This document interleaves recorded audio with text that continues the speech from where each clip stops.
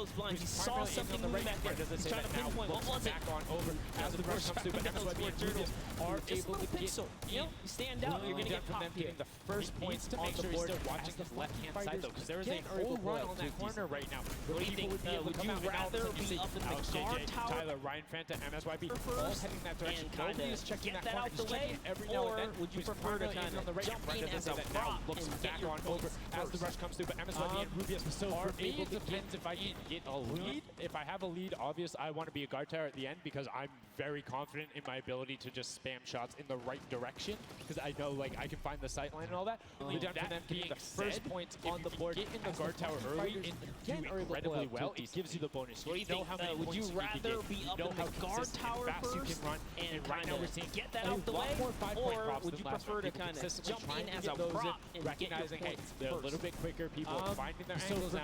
But as I say that, I get the sunshine. If I have a lead, obvious I want to be a guard tower at the end because I'm very confident in my ability to just spam shots in the right direction. Right, I know like I can find the sighting and all that. Sunshine Soldiers had a great last run. Get in the guard tower early, really pulled it together. They were at the top for a while there, but in those final moments we saw the Chicken Champions take away and kind of break away. And now look, no surprise, Chicken Champs, they're feeling it. They found their rhythm towards the end of the last one. If they carry that over, it's going to be a close one. But as I say that, you can see Carnifex hits the jump pad twice over there, gets in that truck, 10 points going over to them. The teddy bear actually, 10 points going through, and Clytex gets picked up. Right. Sunshine Soldiers had a great Taco was like, you know what, I'm going to check really close area. Look at how Chappie's in as well. But he's actually eliminated 9 champions take away and kind of break away. And now look, he is really firing away here, trying to see if anyone's trying to make a mad dash. If they carry that over, it's going to be a close one. The curtains are up, and Sandy gets caught right there. Twice over there. Good shot right away. 20 seconds left, so players need to start running if they're going. Good shots. 10 points going through, and Clytex gets reload up. Saw the truck over on the side. Right through the curtain. Taco was like, you know what, I'm going to check the close area. Look at how Chappie's doing as well. He's actually eliminated 9 props so far, so he's really firing away here, trying to see if anyone's trying to make a mad dash. Good attempt from Putu, and you can see the points already coming across. Players so far sticking to their game plan, 5 and 10 point props all the way.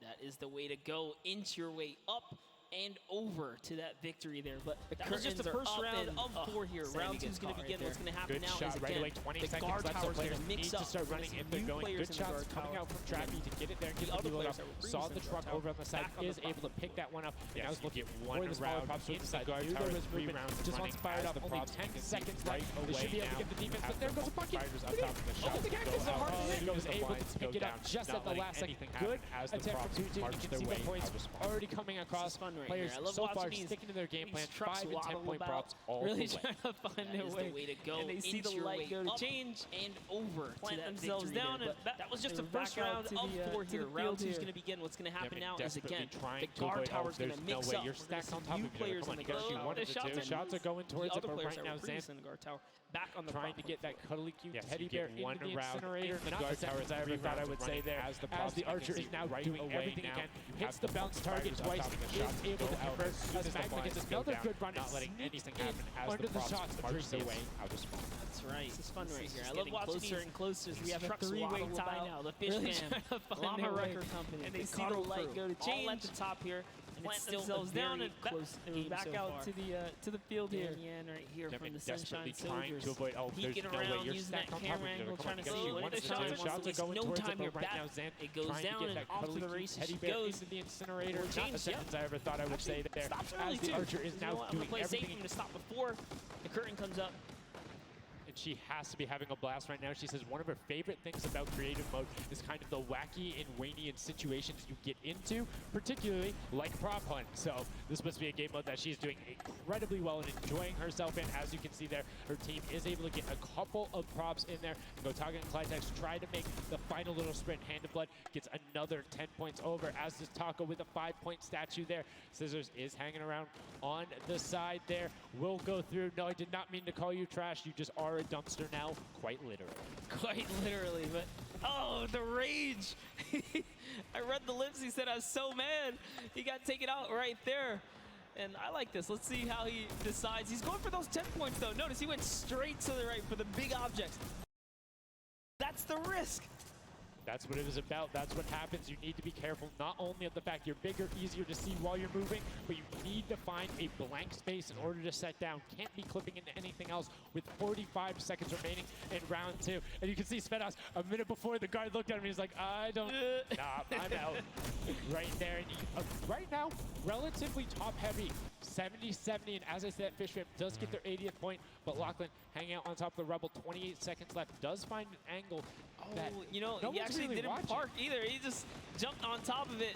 You know, I haven't been to this section here where all the vehicles are. This is the section I'm talking about where you can grab a burger in a bucket, go out, and not expose yourself except for during one period. And as long as you either full run the time through or you opt to sit still during that time, then you're good. You will score literally every single run. It's just you have to be a 2-point prop and you have to go to that exit.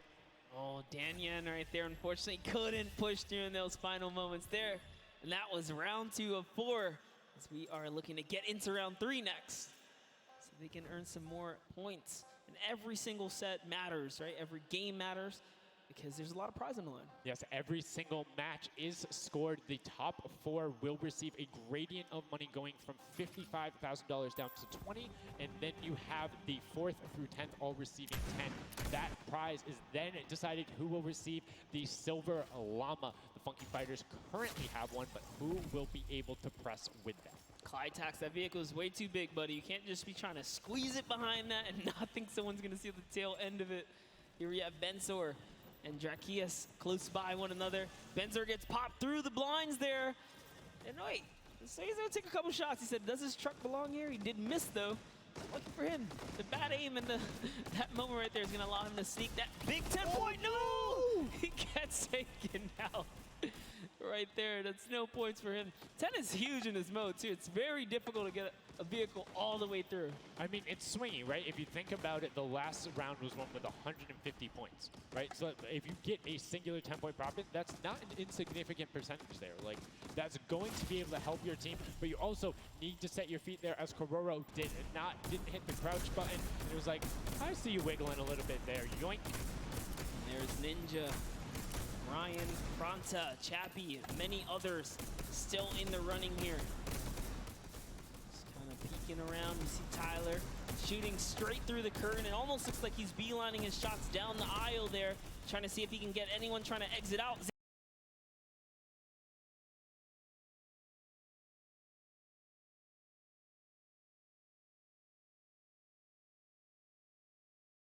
Dan sees one pop up in the air, and I think he might have clipped that person out. Nobody is watching that side.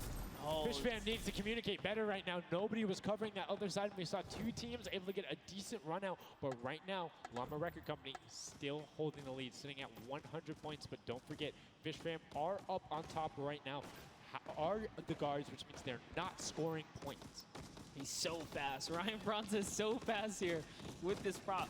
Even moving it, he doesn't care. He's going all the way for it. But he's got to watch for traps.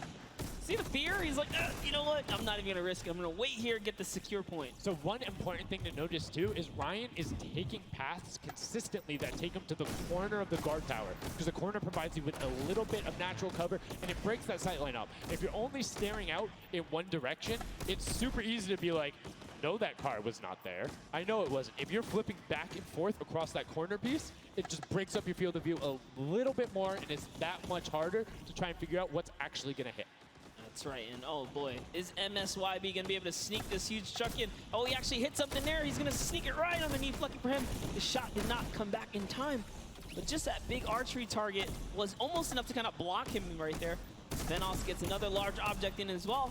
And that's another 10-pointer for the Llama Record. It was fully processed here, so now he's at 130. Can the Cuddle Crew hold the lead here, though? Can they secure it? All the Llama Record Company needs to not score right now, and they'll continue to kind of stay in the lead.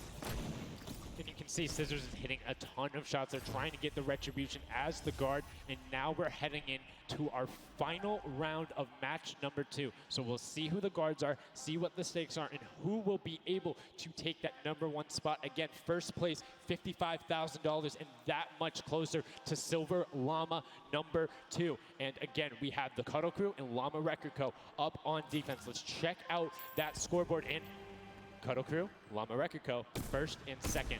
Who will be able to overtake them? And they are so close to 5 points separating. It's a battle for first and second now. Yes, Lackland and the rest of his team are trying their hardest. They have to stop people from scoring.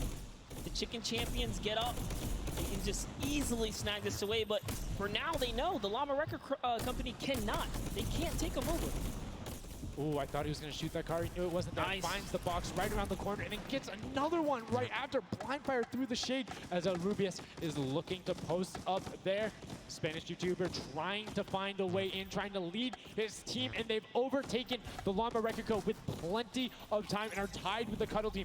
Any singular point now will put the Chicken Champions as our match 2 winner. They need so one prop. That's right, they're so close here. Magma trying to hop on over. Who's it going to be for the Chicken Champions? Who's going to be? Do you think they get a 2-point prop? They have the scoreboard in front of them. They know they need only that. Do you think they run one in, or do you think they stay with what they're doing right now? Honestly, I think they're just going to stay with what they're doing. It's working. Why break the formula here? They have over a minute to do so. And just like that, they are going to sneak in here. That will be it. Yes, brilliantly done. They're overtaking them. And now the question is, can the Little Whip Warriors get enough in to catch them? It's a 25-point spread, but you can get that. You have 4 runners. You can get that in a single run if you're well coordinated enough. Will they be able to catch up, or can the Chicken Champions edge it out and be our match 2 victors? That's right, because the Cuddle Crew is now bumped out. The Chicken Champions are holding it. Little Whip Warriors have scored, though. 1 minute left here. Uh-oh. Raven's Revenge coming up as well, as is the Fish Fam. This is actually getting closer than we would have thought.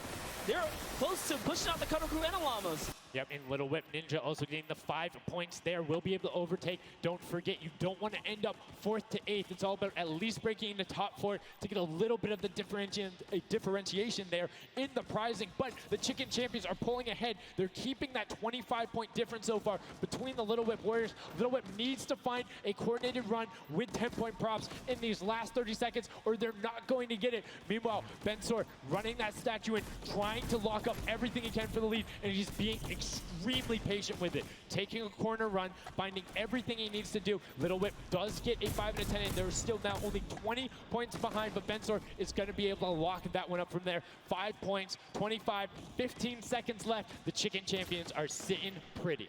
Yes, that's right. If the Little Whip Warriors don't score big right now with all big props, it's going to be all over in 3 seconds, and it's not going to be enough here because the Chicken Champions, they actually pushed the lead even further. Did you see what happened at the last second? They did score. No. Raven's Revenge grabbed the 2-point prop, hard ran all the way through, got it in, right? And then that pushed them from 4th into 3rd. When we talk about every little interaction mattering, that was it. But the Chicken Champions, one might be able to say that was excellent. They were able to tend to defend that title for the match 2 victory and putting them in a good spot to contend for the set 2 Llama.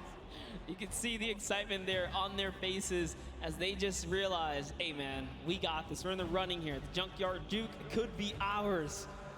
And you can see they're still talking gameplay right now. Like, they want to know, what can we do more? That play you did right there was awesome, but they want the next one because there's 3 matches for each one of the sets, and a win there would put them in a fantastic spot to get the 2nd Silver Llama. You need that in order to be in contention, and if they're able to split it up away and deny it from the Funky Fighters, the field's wide open. Yes, it's not over yet. That's just another team who takes a victory here, making it that much closer of a running so far. And we saw the Ravens Revenge kind of sneak up too. You need as many points as possible. The bigger the placement, the better the prize as well for the round. So you can't just give up either. You got to push it all the way to the final moment. And hey, hats off to whoever's call that was on Raven's Revenge. That was a brilliant decision, showing exactly why you were able to qualify for the Fortnite World Cup Creative Finals, why you're playing on that stage. Those are the big plays, but again, brilliantly done from the Chicken Champions. Consistent runs, stuck to their statues, stuck to their routes, and took the corners. And now we're actually going to have a chance to talk to our Chicken Champions, the Match 2 champions. Zeke has them up there on the top floor. Zeke, what do you got for us? What's going on, guys? I'm hanging out with the Chicken Champions, guys. That game was insane. Feathers were flying, and you guys clutched it up. Did you figure out the strategy? Because you guys were well and ahead of everybody else. Yeah, we practiced yesterday, and everything is thanks to this guy. This guy always goes for the 10 points, always, and he always gets it. So thanks to you, man. All right, then I'm coming to you, Mr. Carey. What was the strategy? How did you get the 10 points in there? Was it the same every time? Did you switch things up? Yeah, go for the 10 points each time and do the same strategy, and it seems to work. So in this intense game of red light, green light, were you like stopping early, or were you just like going as far as you could go and then waiting for someone to spot you and stopping, or what was your plan? I'm taking it very patiently. Yeah. All right, now over to you guys. What do you guys think of this game mode? Has it been everything you thought it's been? Yeah, it's great. We had a game plan. We definitely did what we came to do, and yeah, that's what we expected. So. Very well executed. You did not lay an egg. All right, final question for you. I want to give you the chance to tell the world, you know, all the fans something. What do you want to tell them?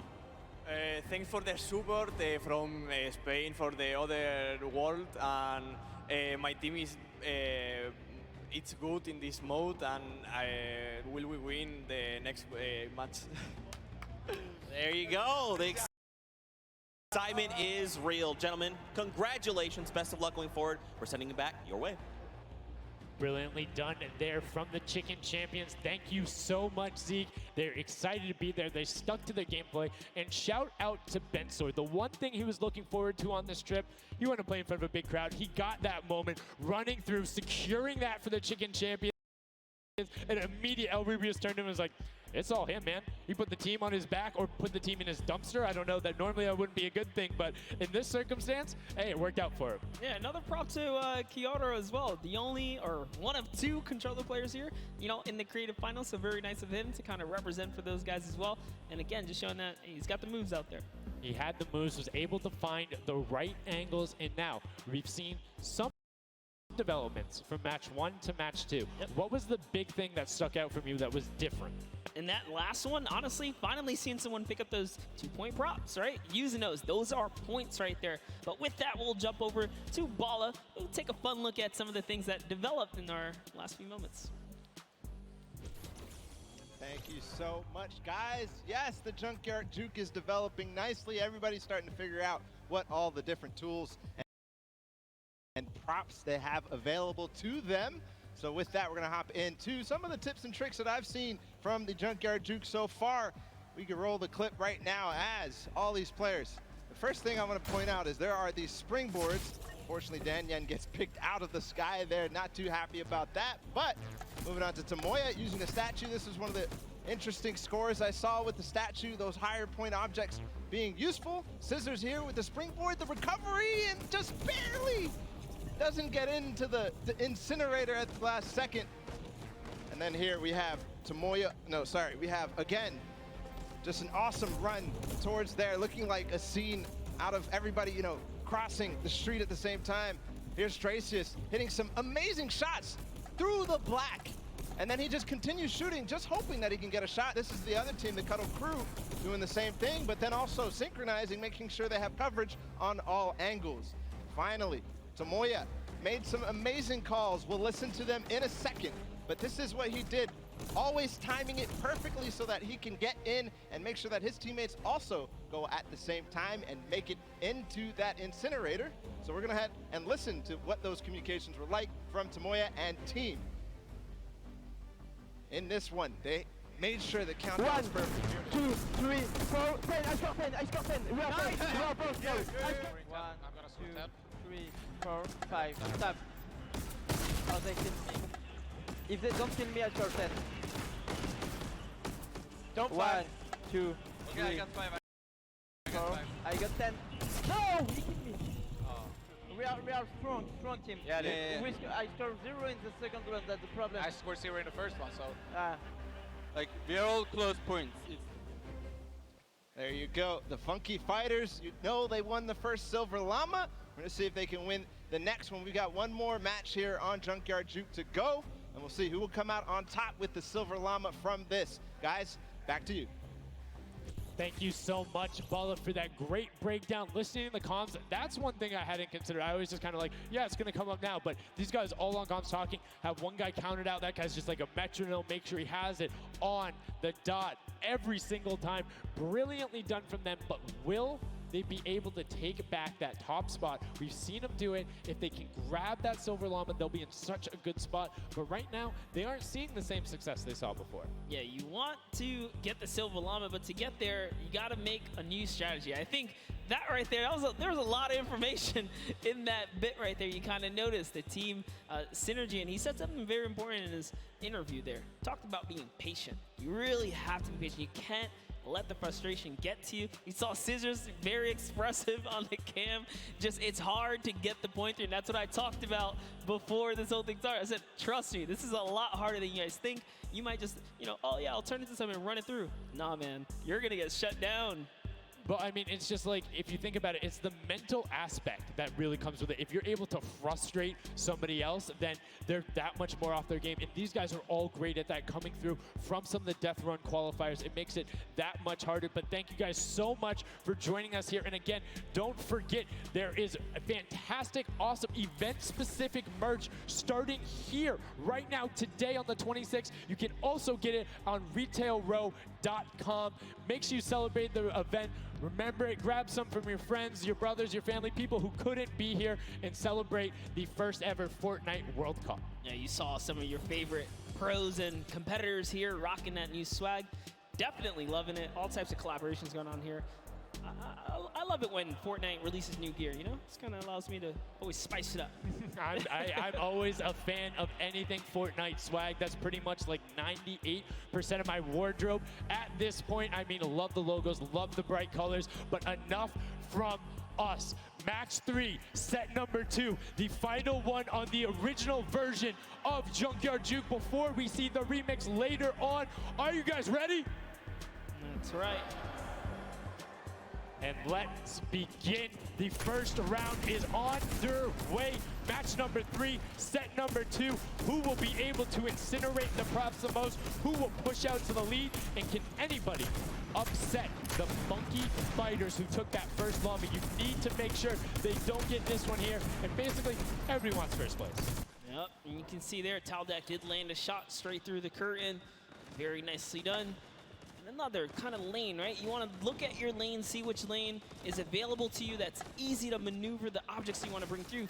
Clytex, for example, here is using a bear. There are no bears in this section, but he says, you know what? It's all good. I can sneak this around. So the big thing with the bear, though, that you don't really consider is the coloring of the background. You're in the junkyard, you're a little bit in one of those desert biome situations. There's a lot of kind of muddle grounds and oranges around there. It makes it that much harder to stick out. However, if you if you're grabbing the snowman, you're just really flexing on everyone. It's like, yeah, I'm a snowman in the desert, and I'm gonna score on you. That's pretty hilarious because, you know, we haven't seen anyone pull out the weird objects in the back, and for good reason. There are a couple other fun ones back there. If we get a pan around later, you'll probably notice a big old snowman or something like that. But with all this money on the line, there's no way anyone has time to play around like that. You can't play around because every single one of those runs matters. And right now we see Sunshine Soldiers swapping over. They've already put in 2 2-point props, so you need to be slightly more efficient on those runs, but good job getting on the board consistently. And as we say that, 5-pointer goes in, boom, they're ahead of the Funky Fresh, who have had a singular 10-point run. So trying to get every possible point. It's all about min-maxing efficiency. Honestly, the Little Warriors are doing a great job at defending here. They all have a ton of eliminations. Taldak at 6, Taco at 5, Kaz and Ninja both tied at 7. That is pretty good. They're shutting down all of their lanes. These guys are not here to play. Remember, as you're a guard, you don't accumulate any points, so it's good. They're knocking this out the way, and they're doing a great job defending. Keeping them out, making sure you find the right lane angles, and also sometimes just putting shots out in the right spot. You just need to be able to consistently deny as much as possible. And Taldog, that was sick! I was like, are you behind that? Yeah, what's that? Didn't see that there before, didn't see that either. Taldog doing a good job so far, spotting things through the curtain. Let's see if he can find another here with a random shot. Oh, something landed. That's why you don't want to hit those spring traps there. They make it so difficult when you're a larger object coming back down because it's just so much motion on the screen. When everything else is still, if you see that thing falling through, like, it's an easy shot. And particularly for all of these players up there. I mean, Gotaga and Crew, everyone on Raven's Revenge, him, Magma, RTA, and Chappie, all have been able to hit their shots. And then, I mean, Little Whip Warriors is a team of hit your shots. That's right. And There it is. Last opportunities to make a point have just concluded, and that was the first round. There are 4 of these, so we're gonna switch up the guards now. Little Whip Warriors get a chance at, trying to earn some points, and as do the others. The next round will begin. That dragon's so cool. That's so cool. Look at that. Yo, almost looks real. Yo, shout out to the observers. That shot right there, that's really cool. Big fan of it going out. And as you can see now, round 2 is underway. This is the final match on Junkyard Juke of set 2. And right off the bat, 2 archery targets and a water heater marching on out. Yep, that archery target is worth 10 points though. So if you can bring that all the way through, it's one of the, I guess, smaller, large point objects. Magma doesn't even care. He's impatient. He saw the blinds open up. He just kept going. Svenoff did pump the brakes, though. Even right here, notice stops very early. He's just trying to blend in and get as many points as possible right here. Ooh, did get picked up. It might have been the book there. That's the one thing that you need to note that makes it very difficult about the bullseye or the archery target is the fact that because it has those placed legs, you have to be deliberate about where you're setting down. Otherwise, you're like, boom, right there. That book would be a giveaway if somebody decided to look down and double check that box. But there's 6 other boxes around, so relatively safe. Good path chosen there from Tyler, and opts to stop and being, a little bit of patient, and might have cost him there. I think he would have had it if he'd just go full send, and I think he thinks so too. Yo, it makes me laugh to see him scratch his head. His jaw drops like, oh, being so close and not making it through is so unfortunate. Taudak is going to find a little bit of success there as the Suezo, and you saw Alex J for a bit is very close to scoring as well. Here's Zan from the Fish Fam representing, hugging really close to that cactus. So long as he's not pushing through it, yeah, he is going to be able to sneak on out. He kind of hiccups there. He's going to go all the way. He doesn't care if the curtain comes down. He sneaks right underneath Tomoya and his team up top. Funky Fighters are at 35 points now in the guard tower. They can't earn any more. And that was a great run there by Zandy Knight. You see Svenos waiting for the blinds to go down, making sure he can find an angle, and then pushing in towards. Needs to be careful of that spring right there, but doesn't matter. It gets picked up anyway as he's like, hey, there wasn't a card there before. Alex JJ now looking to find a run. You can see Fish Fam and Llama Record Code currently hanging out at the top, but again, haven't had the chance to be up there, so can be expected. Alex JJ now 2 targets, both running out. Good stops at the same time, but particularly if you have 2 people taking the same path as the same item, it kind of has a little bit more of a benefit because you're like, yeah, those were both there behind. There's no way those are both props. That's what I was going to say. I was like, you know what? Honestly, if you see a bunch of the same things, they blend in a little more. It's when something's an oddball that you really start to shoot. So maybe it is a good idea to time it, right? But there's split spawns, so you don't always consistently. There's different spawn points around the map that have the different exits as you go out, so you can coordinate with a teammate. Or what you can also do is sort of bait somebody else to do it, right? So you see somebody who's running an archery target, and you're like, okay, I'm just gonna grab that too, and then you follow their path. And if they get picked up, oh, well, you look slightly more natural, particularly if you're that much more patient. And you can see Svenos is actually doing that right now with Carnifex, both of them going into the box. Svenos does hit the spring, is hanging out behind the car, and will get the score. That was a great run from him. Yeah, he actually recognized Horazi was not looking down in the right direction, so he took advantage of that. Funky Fighter let his guard down for just a second there. He did manage to sneak on through, so that was the big point there in the final seconds as this round is now coming to a close there. Next round is going to begin. We're going to switch up the guards. Take another look. And no dancing, just props and shots going out from the guards. Round 3 kicking off in the final match of set 2 at the Creative Finals. Who will be able to take that second silver llama? And right now, you see Bensor is going in for the 10-point prop. Right away, Kutu does get the Mimic, but then opts to go for a different route as players are starting to feel a little bit of the pressure here. You can tell they need to score points. It's the first time we're starting to see some gnomes out there and another teddy bear on the run. That's right, Kantaka representing here. He's putting himself straight behind every object that he can. I love that they're using the smaller objects. It's so much easier to score with those. When you bring those big ones out, it really is hard. He actually put himself inside the truck. You see that? He's following Kuta so close here. Just kind of use him as bait, really. As you get behind him, he's safe. Yep, because they don't think they're going to fire twice in there. That's the benefit of it. But right away, you see Kaz, Taco, Chappie. Great little run there from the Little Whip Warriors. That's going to push them back into contention. There's 65 points currently, but a dumpster going in from Hand of Blood. That's another 10 points for Llama Record Co., pushing them up to 90. And they were the winners of that first match. So if they can hold on, they know they'll be the guards in the final round. They need to build up as much of a lead as possible here. Carraro actually has 15 eliminations, so he had a super successful guard round. But the Chicken Champions need to get picked up here. They need these points. And there it is. He's doing a lot of work for his team, showing that, hey, I can push us up here too. Just gonna go ahead and take that 5-pointer, throw him right over the Fish Fam now. And they're in the top 3 running. That was a great run from him. Corner peeked the entire time, made sure nobody was looking for him.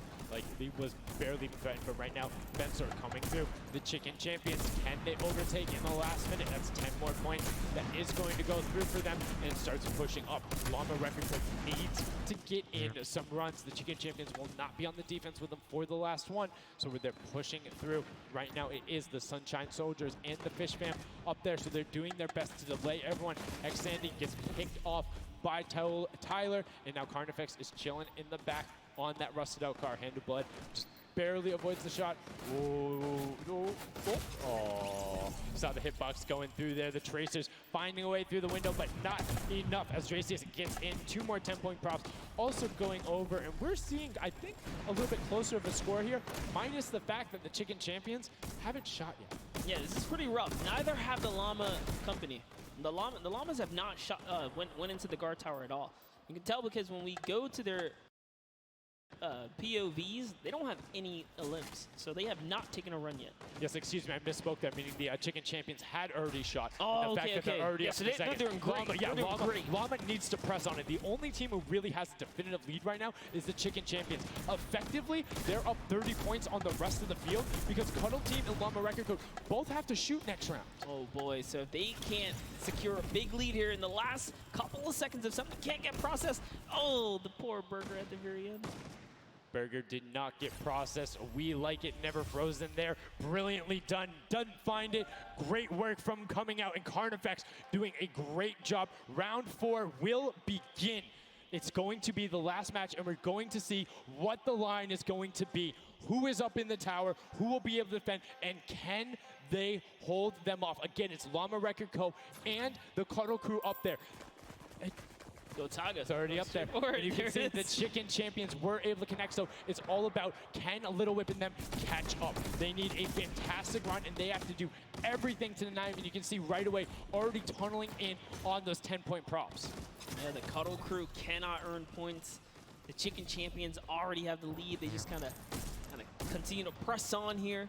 Llama Records are up at their run, but it still matters. There's so much on the line for depending on each game, right? Each game is worth so much. You still want to hold your placement regardless of what. This is still a fantastic game for all the teams in the top 3 right now. And I mean, we saw the Ravens come up huge in their last match, pushing all the way from 7th into 3rd because of clutch last-minute decision-making. Right now, Little Whips are trying to do everything they can to catch up with the Chicken Champions and not deny them. Ninja still sticking with the water heater runs, trying to get as many of those in, but the Chicken Champions are still stretching out their lead. They have a 25-point lead, which means the Little Whip Warriors have to either start fast running with the 5-point props or switch to 10-point props. They cannot catch them doing a patient 5-point strategy right now. They won't have enough time with how good the Chicken Champions have been. They have been the prop masters so far. Yes, they have. They were doing so good, and oh no, Ninja hits a huge spike there. He's trying to dodge, and he's so close to making it through. Very, very close. Here comes a 10-pointer from Taldock. Sneaks it right in. That's great for the Little Whip Warriors. That's actually going to throw them over the Llama Record Company right there. Cuddle Crew actually is somehow up. Look, the Little Whip Warriors actually went to 2nd place now. They're so close to overthrowing the Chicken Champions as well. It's going to come down to the last final moments. Can the Little Whip Warriors get the runs they need to? You can see Kaz is taking the corner route, trying to find whatever he can, and is doing it very well so far. Avoiding the jump pads there. Pretty sure Ninja called those ones out on the run since he hit them on the last time. You can see they're only 20 points down. They're all on 5-point props right now. They will be able to do it, but all of a sudden, Fish Fam is right there as well. They're only 25 points out. Here comes the rotation of Prop. 5 points will be coming across for the Little Whips. Fishman also getting it, but Cuddle Crew does finally get pushed up there. Brilliantly done.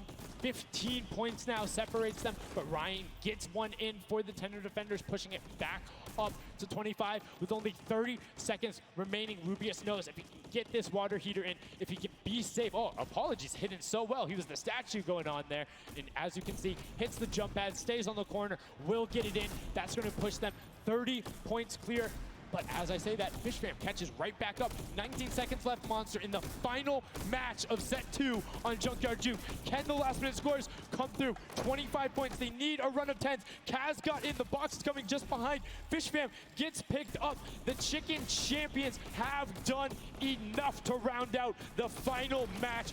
Brilliantly done in match 2, repeat in match 3. They are the Chicken Champions. Excellently done, and they defended their crown. That's right, and you have to give props to everyone else that managed to kind of hold a top 3 lead, especially right there in those final moments. Little Whip Warriors, the Fish fans really coming up at the end there, you know, bumping up their prize earnings, because every round everyone's a winner, but you can earn just a little bit. You can win a little bit more. Yeah, it was just brilliantly done there. And these are actually the creators who helped with this. Brilliantly done from them. Some fantastic gentlemen. Thank you guys all so much for your help in making this mode come to life. Some fine gentlemen up there, the creative builders, were at that game jam out there, spent hours and hours, and it really blows my mind to see what they're able to do in this creative mode. Because like, I'll go in, I'll play some stuff, yeah, I think I'm pretty good, and they're like, oh yeah, after 20 minutes I have this full game mode, here's how the scoring works, here's the barriers. I'm like, and that's the magic of creative, right?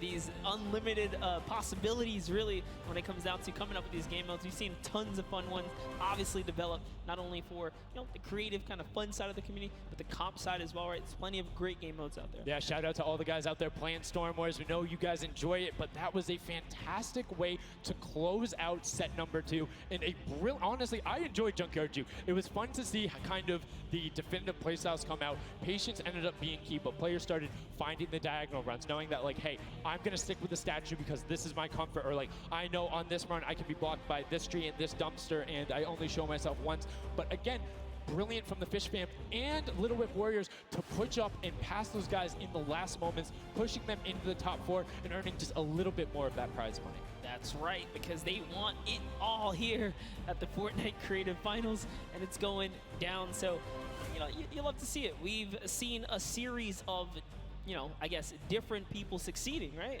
And all of these, the Chicken Champions really kind of came out. Well, that's what, again, I love about all of this and about creative. There's so many different skills that Fortnite isn't all about one individual thing. You see these guys and what they're doing is incredibly well. Able to execute the game plan, talk with their teammates, come up with something new, and the Chicken Champions elevated. They were clearly better than the rest at Junkyard Juke, but the question is, will that continue when we get into the Golden Games? Right now, we're gonna get a chance to speak with the Chicken Champions, who's up top with Pooks. Pooks, what do you got for us? Thank you so much, Sundown. I am down here with the Chicken Champions, who surprisingly didn't fly the coop. They put on an absolute clinic today in the creative trials. I'm here with Rubius. Now, you guys won the last game as well, so 2 in a row. You guys had a pretty great strategy. Do you want to kind of talk me through that a little bit? Oh, what can I say? It's the power of Norway, the power of Spain, and the power of Detroit. Like, we're crushing it, and we're a chicken, so we're good at hiding. Like, we're not good at shooting and stuff, but at hiding, we're the best.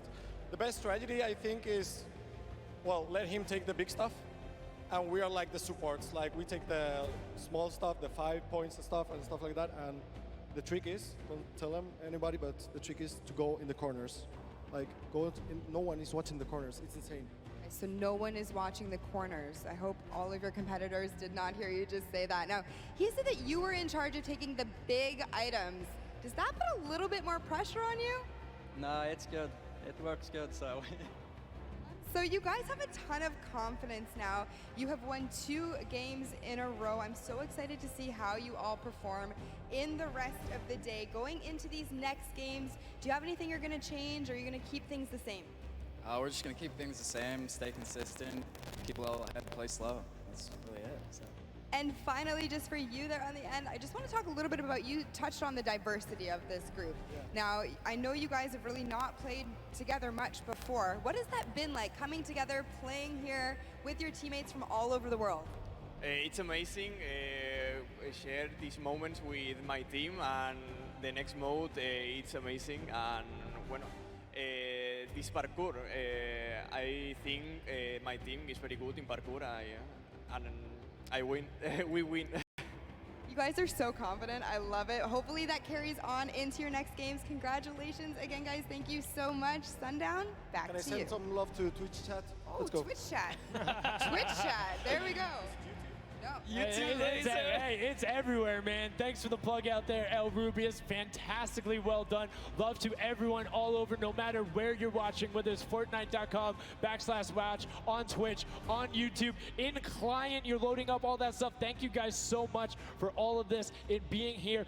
Set 2 is done. It's wrapped up. But I mean, we saw a big shift in the gameplay. We saw a lot of different changes going on, and it's going to be interesting to see what ends up converting into the Golden Games when we see a little bit of a remix on it. Not going to spoil any surprises. I know, it's fine, but I'm just curious to see who is able to then take their gameplay and enact it when you get to think on it, because you get to then process and be like, okay, we were this close. We were right there. If we had maybe like a little bit more aggressive, or like maybe if we were a little bit better on defending, or maybe one person picked a different lane, the result could have been different. And these guys have been so good at adapting to the circumstances that I have no doubt that the Chicken Champions aren't just going to comfortably sit on top. Yeah, not only that, they gave away some strategies, so we'll see if Bala outside can, kind of break that down and see if he can give us a little more insight on everything. Thank you so much, guys. The action is heating up. It's also heating up outside. Trying to cool off a little bit here at the Fan Festival, but awesome games of Junkyard Juke, and Chicken Champion seems to be racing away with this one. We're going to take a look at some of the moments from that last game and how they won.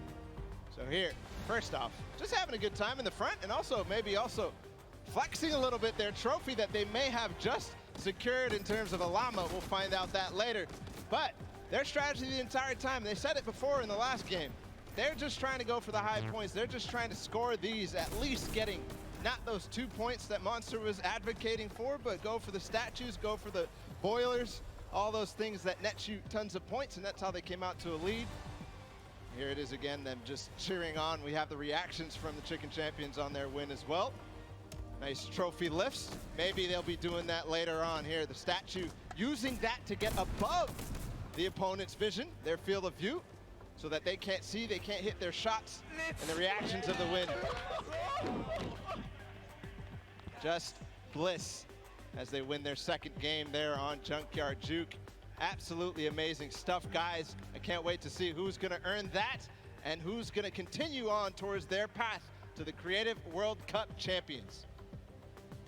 Thank you so much, Bala, for that in-depth analysis. Now, I know you guys want to see the standings. We want to see them as well. Unfortunately, there was a slight little hiccup. We want to make sure everything is right, because this is a huge moment for all of these guys up on that stage. So while we sort that out, we're going to go to a quick break, and when we come back, we will have the standings after set 2 and then move into set 3, which is the world premiere, never before seen world run. So if you need to go do anything, go do it now. Take your bio breaks, take care of everything you need, and then we will be right back.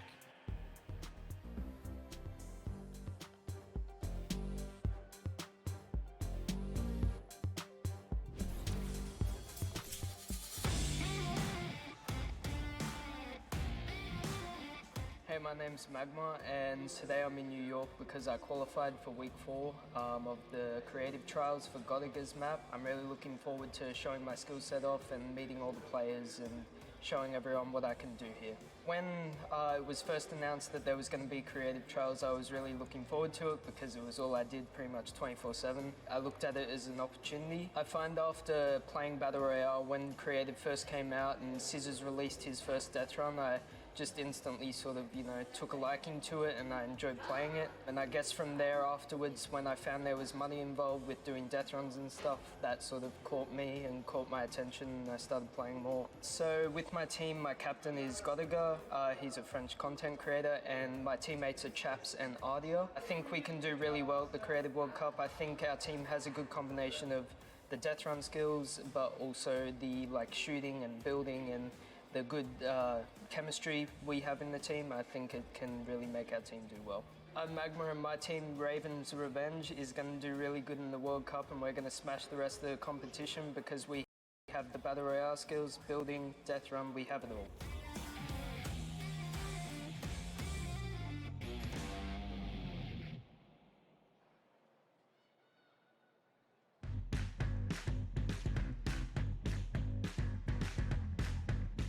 I am here in the production pit. I am in engineering row right now. I am joined by my friend Peyton, and he does the robotics. Let's talk a little bit about that. What do you do specifically here?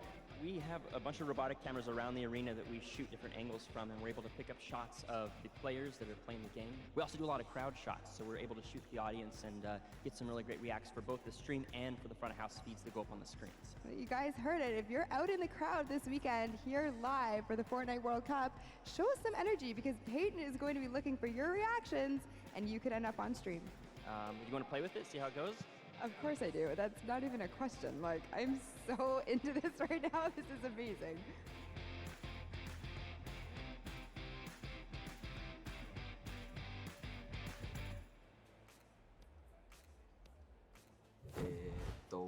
I'm Scarlett. I've come from Japan. I'm happy and excited to be playing with so many players that I've seen on the internet. My favorite place to drop is Fatal Fields. If I win the Fortnite World Cup, first I want to buy a house, and then I'm going to eat a lot of food.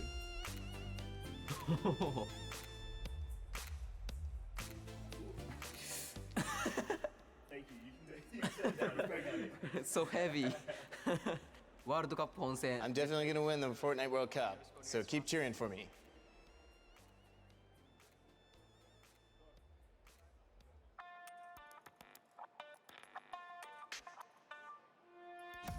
Hi, I'm Fortetto and I'm here to compete in the Creative World Cup. I competed in most of the trials and was really excited when they announced the bonus weeks after the original 5 were over. And I competed in the Jadith 100 level map and I had to speed run 100 levels as quickly as I could.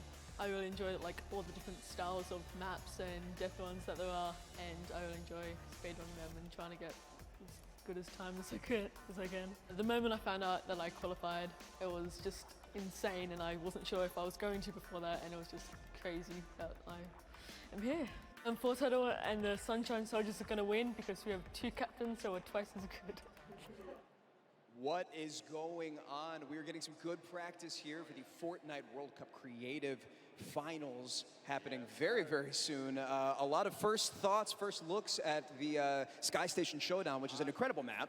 It was a great map. I mean, it mixes a huge new element into the game. You know, you got to protect the person with a sword, capture the objective, but my team, great teamwork, and, you know, we kind of pulled through at the end there. It was awesome. 1,000%. You know, so being able to kind of get your hands on the map, you know, before, obviously, the big moment.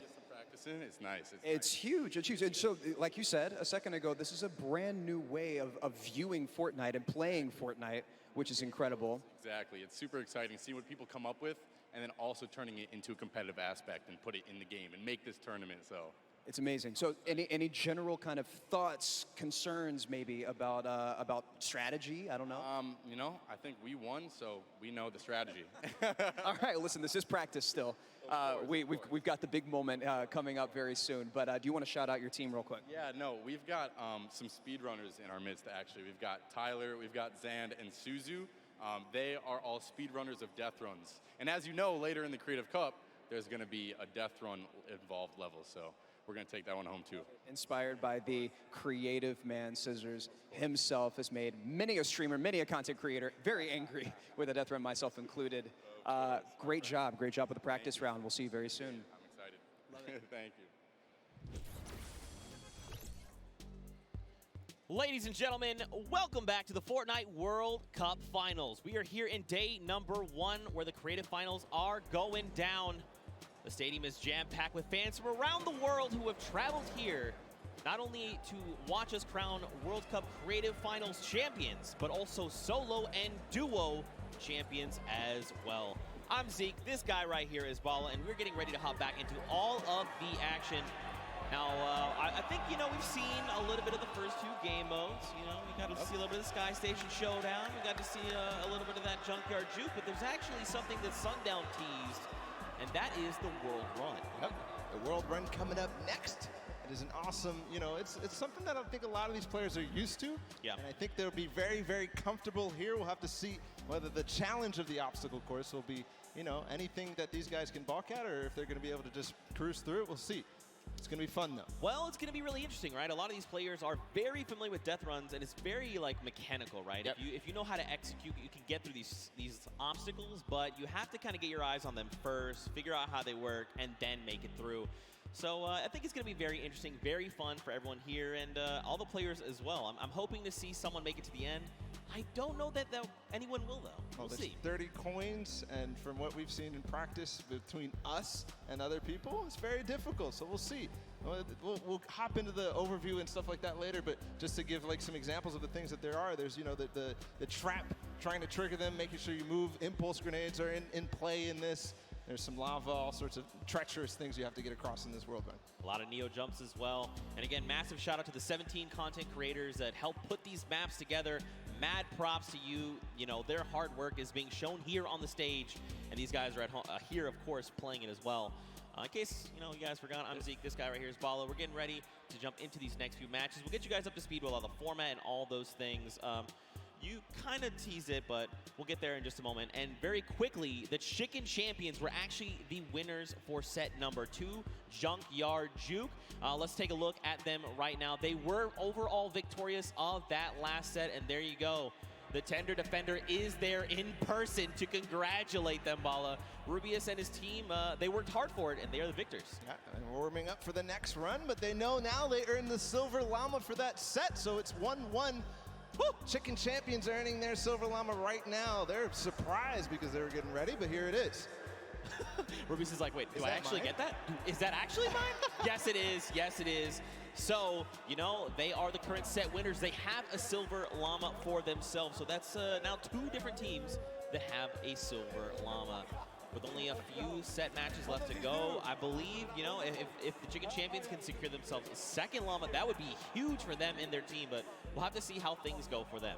And the timing of the Silver Llama couldn't come earlier because they're about to hop in. This is definitely a booster for them in terms of their emotions, in terms of their confidence going into the World Run, because it is precise, it is difficult. You have to make sure that you hit it, otherwise you're wasting time. It's going to be a race between these guys to get as far in as possible, so that confidence boost is going to help dramatically in this last normal set here. Yeah, for sure, and it is actually a race. The World Run. It is similar to a death run with a bunch of obstacles. Let's go ahead and talk about that and everything that surrounds it. So there's actually 30 coins in the map. Whichever team gets all 30, the fastest or as many as possible until time runs out will be the victor for that round set. You know, like I said, these are insanely difficult obstacles. I'm going to be honest. I'm going to be forthcoming. I'm going to be vulnerable with you, the Fortnite fan. Listen. The farthest I got was 14. It's not bad. Okay. It's actually really difficult, and I'm by no means a death runner. By These no guys means. are the best of the best. These guys are going to fly. In terms of death runner, in terms of this map specifically, it's going to be absolutely awesome. We're going to go ahead and take a look at some of those obstacles right now. So go ahead.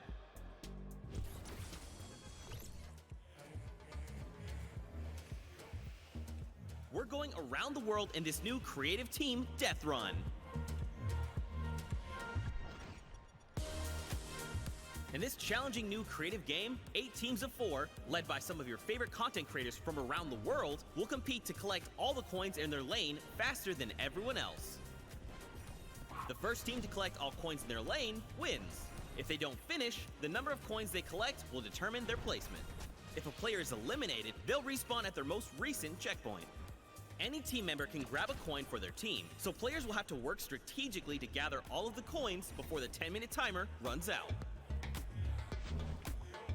It might sound simple, but it ain't easy. Players have no mats and limited items they can pick up along the way. Each team will have to use teamwork, communication, smarts, and speed to make it to the top of the leaderboard and take home their piece of the $3 million creative prize pool. Ready, set, run!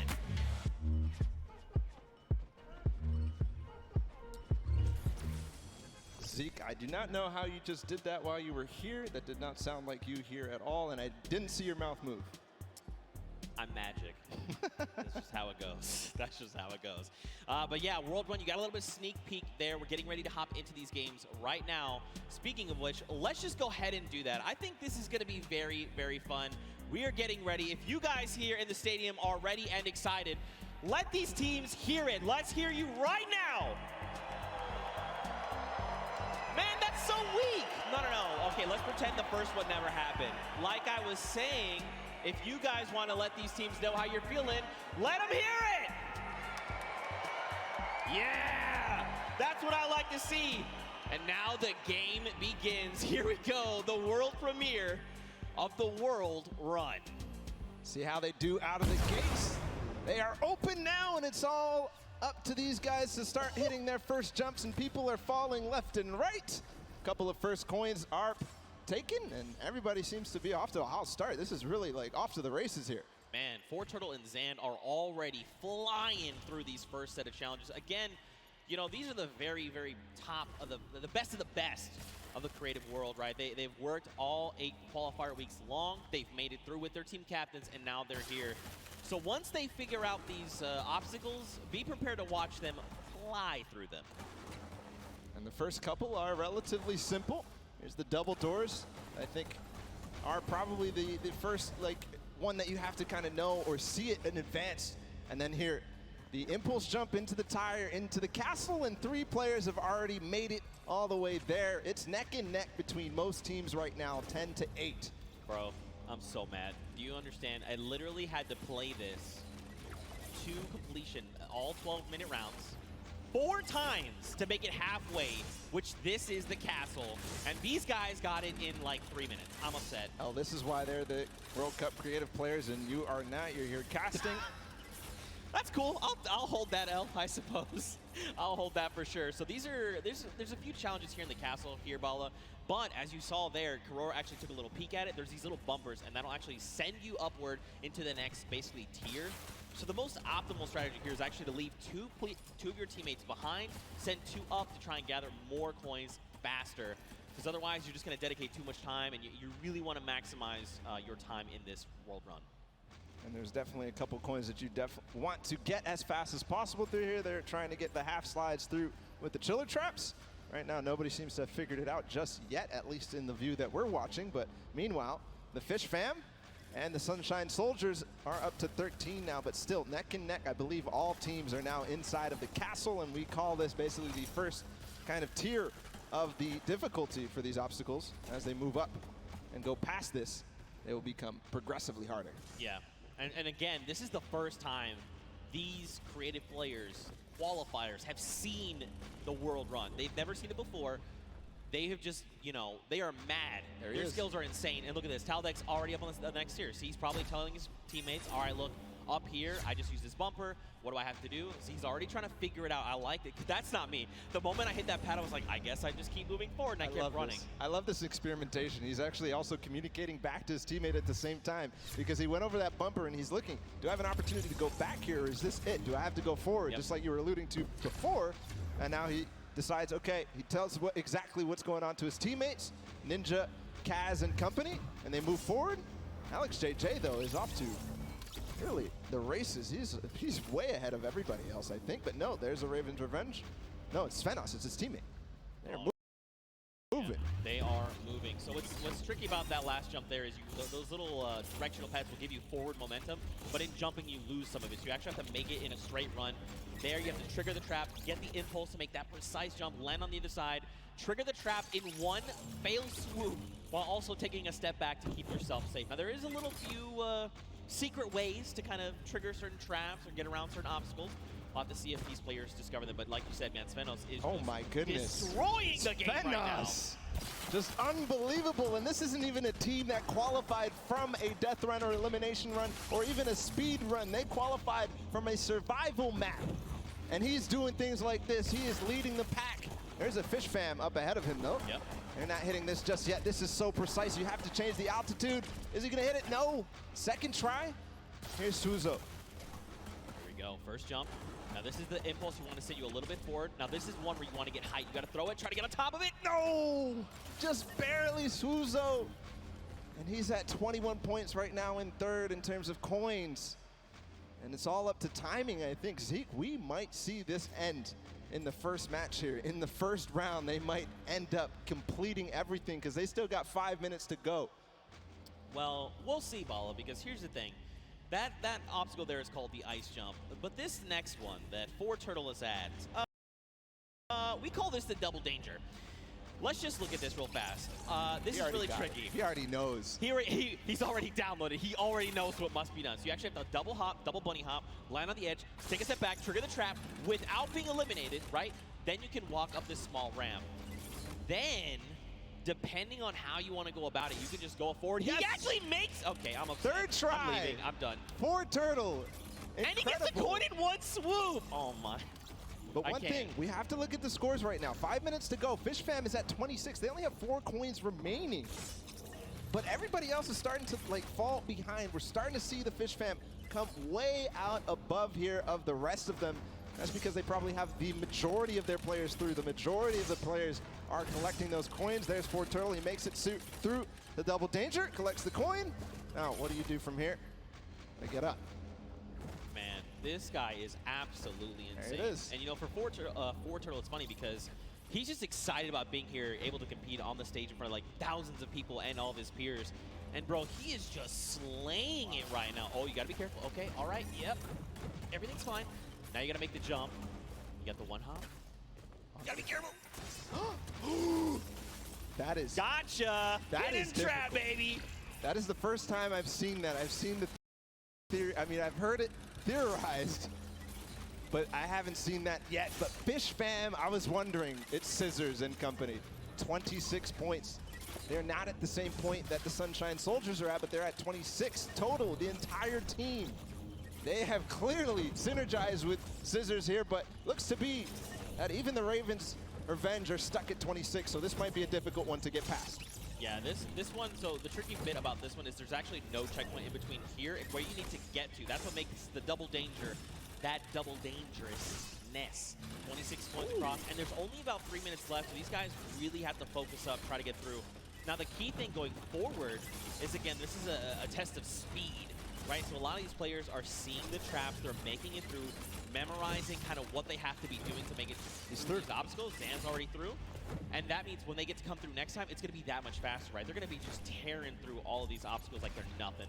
Hand of Blood, Lachlan, here we go. Two Lachlan team captains. Oh, hey, this is important too because they still have coins to earn on their own. Right. They're all the way in the back. They're not earning the coins. They're not helping their team out in front, trying to figure out the obstacles. But two captains back there.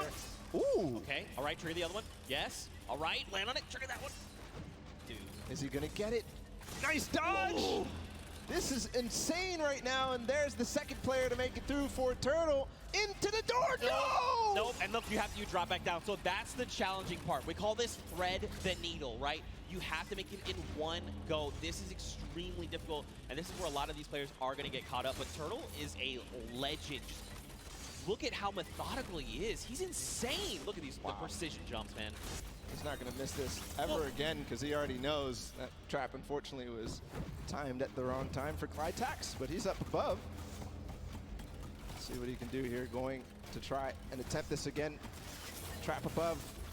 When he lands on that, he has to jump at the right moment, then slow himself down. 4Turtle from up above, still back.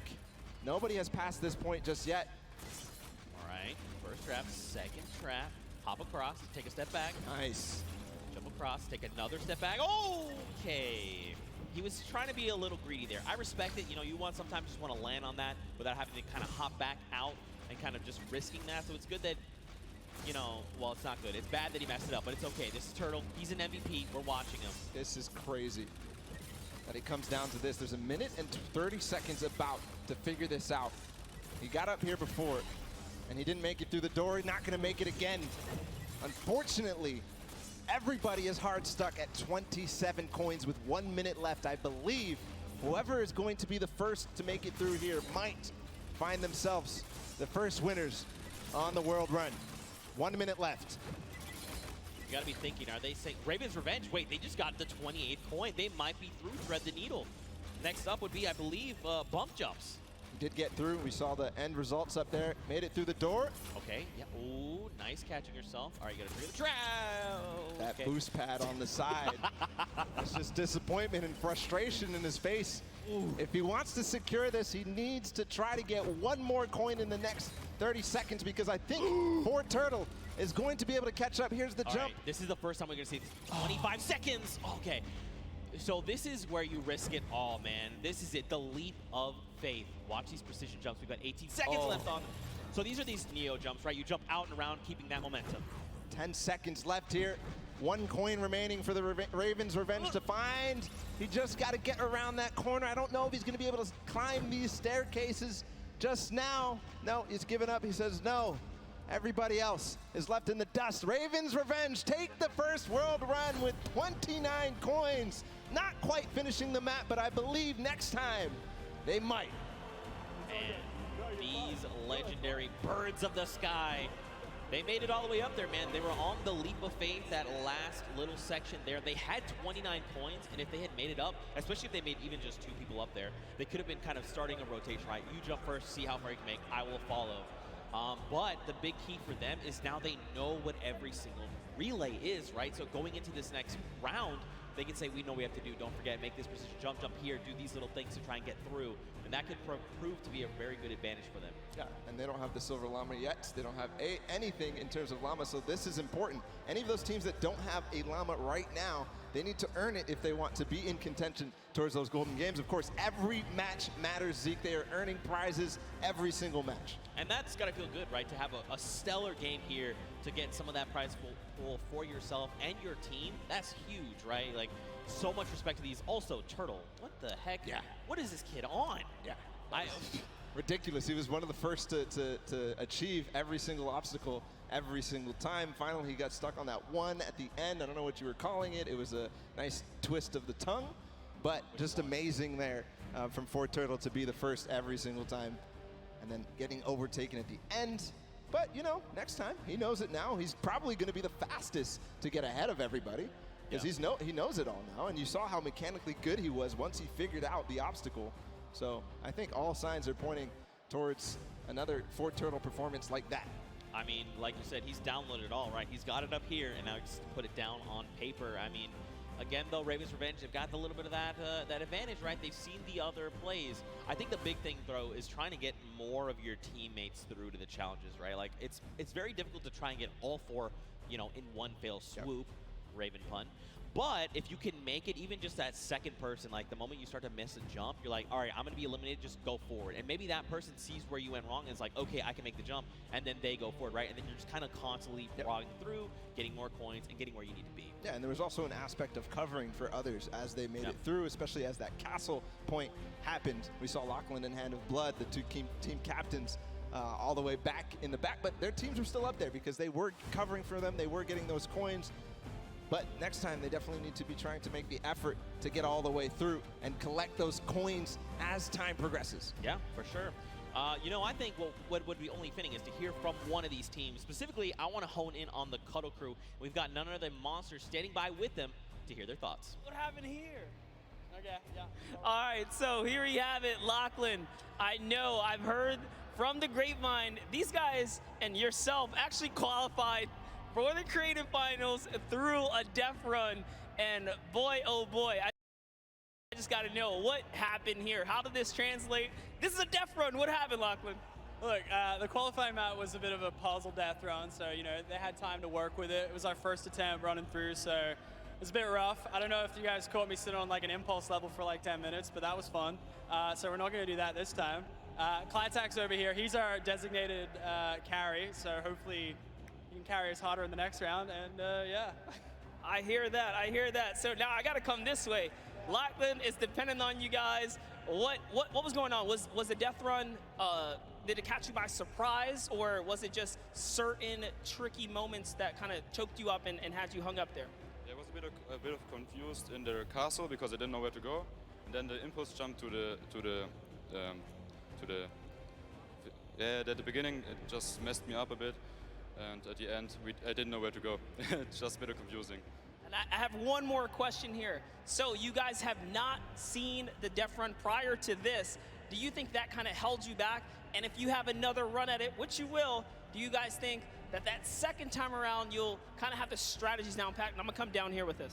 Yeah, I think that the first time around is always the hardest because, you know, you're kind of going into this environment, you don't know where to go, but the second time around, I think we'll be a little bit stronger and hopefully we get better time.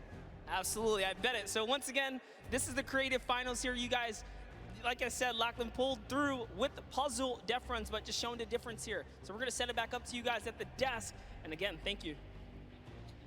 You know, Lachlan, you are good at many things, but apparently you're showing the world you're not the great at impulses. But it's okay, you're gonna have another shot and showing them that the original thought we had is wrong, because I know you can do this.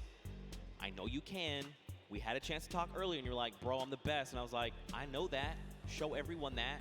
You just gotta show them, Bala. You know what else we're gonna show them? We're gonna show them the standings after that first game in this set right now. Who ended up where in terms of the prizing and where they are on their journey to the llama at the end of the set. So it's Raven's Revenge obviously in first. They earned themselves $55,000 and that much closer to the silver llama.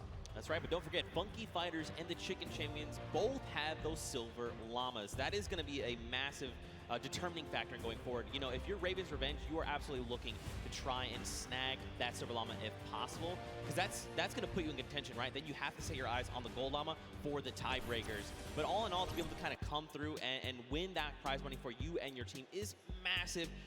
They have confidence, right? And again, I think the only other team that stands right in their way right now is for Turtle. This guy is a maniac. He's showing us that he is.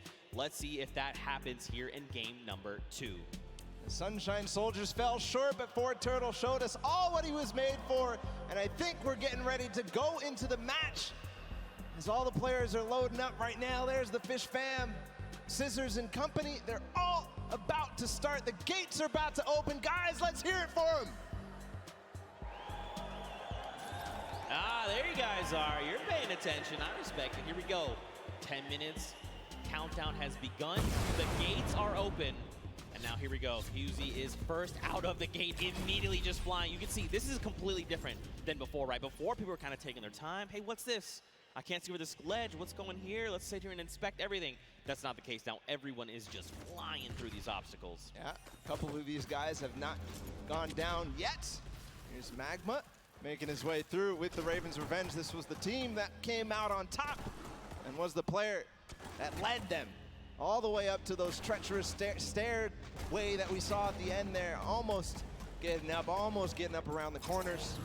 Here it looks like we are almost to the castle for Turtle. And this is the player we were talking about so much, Zeke.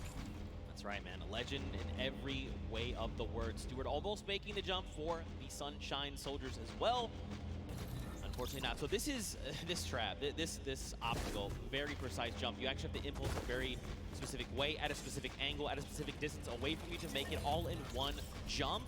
You can also, I hope they're not listening, but you can turn around and actually impulse backwards, right? So you face away from the tires and impulse yourself backward while jumping. Again, even doing that though, very precise. You know, you have to make sure you're doing this in one go. Look, Hyozi's already here. He's already trying to collect the coins. Already towards the half pipes in the castle. Wonder if he already triggered all the traps down below and grabbed that coin, or if he's leaving that for another teammate. Gonna grab that coin perfectly. Nice job by Hyozi. Now he's moving up even further. No, he's gonna go back to get those traps. He made it. There you go, Suzu. Nice. All right, trigger the trap. Take a step back. Impulse forward. He's already through the shallow. I mean, look. Through the castle. Yeah, I'm actually surprised. So don't forget, the castle is open. So once you do make it to that halfway mark, you can just send someone forward, right? Like even if you're the first one and you're really confident, you can say, hey, Bala, I know you made it first. Just go up to the next round. I'm gonna stay behind. I'm gonna pick up the coins, right? So quite a bit of teamwork going into this. But look along the way, man. These jumps are crazy. Suzu, what are you? Okay, what a legend. Yeah. What a legend. Showing everybody that he can hang. He's led on the team of Scissors with Fish Fam. We saw them not too far in the prizing. 18 points right now. They're leading the way, but no, it's actually Fort Turtle again. Already towards these varying distance impulse jumps. And is he gonna first shot it? No, not exactly. But you know he's gonna hit it on the next time. Yeah, absolutely. Again, you know, this is kind of one of those things. The more that you do this, the easier it is the next time around, right? Once it's like you throw it here, you're like, no, that's not correct. This might be it. Okay, closer, closer. I like it. Will he make it on the third jump? Don't forget though, we got the Hunky Fighters at 20 coins. We've got Fish Fam at 20 coins. Sunshine Soldiers that need to try and pick it up. Here we go. Nice, but get across. Nice. Perfect play from Fort Turtle. Now towards the lava jump and what you were dubbing as double danger. So you get a first shot. Does dodge the traps. Okay. This is from where he went last time. Gets the coin. He's going to double back. First try. Oh my goodness. He went through those. I would have gotten scared there, but no. Fort Turtle knows exactly what he's doing. Going to get all the coins in first try on the double danger, but doesn't make it through, so he has to still complete it. And Suzu and Sand, meanwhile, from Fish Fam, are taking the lead. And that's what I kind of talked about, right? Trying to send 2 through. If you and your duo partner can make it through these jumps and get there, then you can start watching, right? Because like you as a player, you go to do it, you mess up and you're eliminated, you're like, what happened? What exactly did I do? You kind of go back and then kind of relive that moment. Not here, right? This is the moment that they were all stuck on for so long. Suzu knows it now. He's not going to hit the first time. Zand also attempted it at the same time. Not going to work out just yet. Here they're going to give themselves the opportunity. Suzu trying again. Triggers 2. The third, yes. The jump. Right, yes. Nice. Oh, and Zand. He was worried there that he might have pushed the door off. Not sure if he made it. I don't see him falling down. Yes, he did make the doorway, and now he's back towards this thing where he has to go under at the same time as triggering the trap. He does it. He's back to the stairs. The Fish Fam only need one more coin, and they're about to do it in 5 minutes. It is so fast here. The last time we got here, it was 1 minute and 30 seconds. So one more coin for him to complete the map. He makes it farther than any player has yet so far. Where's the next pad? He actually found it first try. I don't believe it. No, that was not where you gotta go. You gotta go back inward. It's okay though. He's gonna get another shot. Man, that was very impressive. Honestly, I would have been like, where am I supposed to go? But that's why this is called the leap of faith. You've got to jump around that corner and hope that something will be there to catch you. Faith he has. And with 4 minutes and 50 seconds to go, not a single person, not a single soul in vision. He's going to have plenty of time to work with. We'll see if the Ravens Revenge can repeat and get back to where they were, but it looks like Sand is also going to join as well, but no, he falls just before. Yes, Tyler too. So the Fish Fam is coming through in big numbers at this last leap of faith. And you know what could be huge here for Fish Fam? If they can make it through the leap of faith and they can actually get this coin, they're going to stop the timer, right? So less time that everyone else kind of has around to observe what's going on and try to get this practice in, the better. Here we go. Nice. All right, you got to jump in and out and around. Out and around. Yes, use the wall. Okay. All right. Yeah, look around. Uh-huh. Yes. All right. Okay. All right, here we go. This is it. Last jump. And he needs to hit the coin. This is going to be it. No, he didn't touch it. Just barely missed there. Finally hits the bouncer and he's gone. There it is. The first players to complete the world run in 5 minutes and 52 seconds. An unbelievable time compared to what we saw last time. But still, the remaining teams have to battle it out. Back to the Ravens Revenge. They're still on the double danger. And they are going to get through. He has to hit the door, though. Oh, he almost fell all the way back down. Here we go. Not finding the speed, not finding the bounce there. Threading the needle. Oh. You hate to see it. Now, don't forget, remember, Ravens Revenge was the first team from last round. They made it here, and they're already kind of right back where they need to be. You've got the Sunshine Soldiers also going for the leap of faith. But look at how many coins they have, right? In theory, they should be at 29. This should be the last coin that they need to pick up. But someone hasn't picked up coins. Now, where? I'm not sure. But that could make or break their performance right here. That absolutely could. We know Sunshine Soldiers had a great performance last game. Fort Turtle has completed the map. If you see him up there, he's just watching on down. But the Ravens Revenge seem to have completed just a little bit more. Everybody now, I think, going to be trying to attempt these last couple of jumps. And they must try to complete the match. But important to note is the Ravens Revenge in second place right now. They need one more coin as well. That puts them in a huge advantage for that Silver Llama when we go into the third game. What just happened there with Stewart. He just climbed to the top with the tires. That's right, the secret tires. See, these are little things you discover as you're, oh, it's okay, Stewart, don't worry. Take a deep breath, line it back up. You got this. 2 minutes left on the clock, Balla. Taga all the way in the back. He's catching up with his team. He's going to hit that. Can he hit the last one? He lost a little bit of speed, but he does. So he's joining up. Maybe he can collect any coin that he missed. No, it's actually going to be Artur up here. He's got to finish the leap of faith as well. So number of teams here. Man, you got to think, if you're everyone else, you've already seen the Fish Fam stop that timer at 5:52, right? Just under 6 minutes. So you're thinking, we have to go. We have to be hitting these jumps, and that's just applying more pressure, right? Especially with a crowd here roaring as well. You know, there's all this pressure on the line. Nice jumps here. All right, keep looking around. Yeah, you see it right there. Bounce off the wall, out and around. Oh! So difficult. So challenging. He's learning the reasons why right now. He's going to continue to get more attempts. Meanwhile, the Funky Fighters have gotten their last coin up to the final one. Kuto being the player who gets there. He's on the leap of faith as well, so it's just head-to-head against these two. And this is very important for Funky Fighters. They need to stop Raven's Revenge. If anything else, getting second obviously important, but also because it's head-to-head against Raven's Revenge, this is such a meaningful final jump. And I mean, don't forget, they were the winners of that first round, so they already have points built up from that. If they can secure this last coin, that could be massive heading into the standings. But again, we've just got about 50 seconds left here. You can just tell they're just trying to hit these jumps with everything they can. Okay, Kuto, a little bit further than we saw him last time. He's got to make the leap of faith. Yeah, this is the one you have to go out and right? There okay, you go. Now the bounce off the wall. Okay. Looking exactly, seeing if there's any more opportunities. He makes it. Okay, this could be clutch. Bounce. This could be clutch here from Kuto. Just gets to the top here, and then he needs the bounce pad. Yes, perfect. Just the coin now. He gets it! There it is! 9 minutes and 23 seconds ahead of the Ravens Revenge. Still time on the clock, though, for the Ravens Revenge to collect that last one. And what's impressive, too, is that 2 players have actually completed for it. The players up above, but now the rest of them, 1 second remaining. It's still going to be the Fish Fam, 5 minutes and 52 seconds, who take that one. That second map of the World Run is down and done. Man, mad props to the Fish Fam. They did it in almost under 5 minutes, right? They came out at that 5:25 mark, 5.5 minutes. Now, Funky were right behind them. A little longer, right, at that 9:23 mark, but still, they got all 30 coins. If we have to go to tiebreakers, these 2 teams have 1 more coin than everyone else up at that 29 mark. So that could very well make a big difference heading into tiebreakers.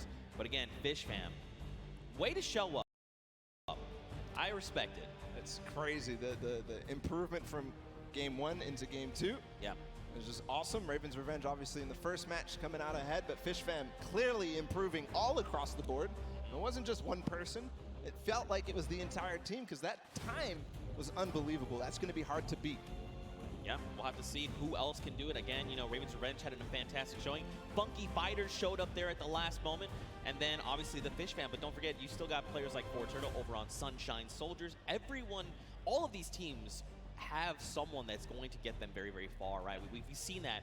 But now the question is, heading into this next match, what does that mean? Fish Fam have already completed it. Funky have already completed it. Raven have gotten close. Does that mean we're gonna see another 5-minute timer? Could we see it even faster? Good question. And what Ravens Revenge needs to figure out how to end the match. Because if they don't, then they won't be able to get ahead. They won't be able to close out, especially as other teams go ahead. Fish Fam knows how to complete it. They've proven that they can complete it, and Funky Fighters as well. Yeah, for sure. Well, for now, let's send it over to the stage where Pookie is standing by with the Fish Fam. And Pooks, real quick, ask them what their favorite fish stick is. You know, can't always make it all about you, but I am down here with the Fish Fam. It is, dare I say, official. They're the first team to take a victory in the Death Run. I'm gonna start here with Suzu. So you were the one that essentially clutched that victory for your team. How did that feel? It felt great. Like, at first I choked the bouncer and I thought I choked the level as well. But then I figured it out and I picked up the coin. I was like, wait, this is it? Let's go, baby. It definitely looked like you were in a little bit of a precarious situation there for just a second. Was your team coaching and helping you that whole time? Yeah, they kept track of the coins that we picked up. They kept motivating me, like, you got this, it's easy, we got this, we got it in the pocket and stuff. So yeah, that felt great. Awesome. Now, I'm going to come over to you, Scissors. We all know you are the veteran of Death Runs. You have been doing this from the very beginning. It must be an absolute honor to be here on the stage today competing, being able to help these guys out, pulling through to a victory. Are you going to continue the strategy going into the next game? We've got the strategy on lock, and obviously it's awesome, you know, helping these guys, but they're helping me win. They're the real speedrunners. Well, I mean, it is a team effort at the end of the day. All of you have picked up coins. Zand, I'm just going to go over here and talk to you really quickly. Now, I mean, this Creative Cup, what does this mean to you as, you know, a creative champion? I mean, I'm not a champion yet, but maybe, yeah. Maybe one day. Well, thank you guys so much for staying here, hanging out with me. Best of luck in the next run. Zeke, back to you guys. Look at that, the Fish fam ready to go back in. They're already getting their heads back in the game. Also, great pun, Pookie. Also, I'm upset with you that you think this is all about me. What is wrong with you? All right, though, anyway, what kind of takeaways do you think these players can make heading into the next game? Well, the takeaway that I take out from that is that they were all supportive. They interviewed, they said they were supporting each other, keeping track of the coins, and pushing their Suzu ahead, making sure that they're encouraging him. But for everybody else, I think the takeaway is, how do we beat that leap of faith? Yeah. That's the one that everybody's gotten stuck on. They've wasted a little bit of time at the double danger, but the leap of faith is really where everybody needs to close out, especially the Ravens' Revenge, if they want to get that silver llama. Well, we'll have to see how things unfold for them. Very quickly, though, let's take a little break here. Let's send it down to Cam for his insight. Sundown, what you got? Zeke and Bala, and we're gonna take a look at some of the kind of strategy that goes into it. But first, all of these competitors who are here, who are competing in this world run, have had an opportunity to get there. It's been incredibly stressful. There's a certain amount of kind of mental edge you need to get through it. So let's kind of take a look in and how these competitors prepare for what was a world premiere and first appearance ever. Let's take a listen in and how these guys are talking and getting ready for the match.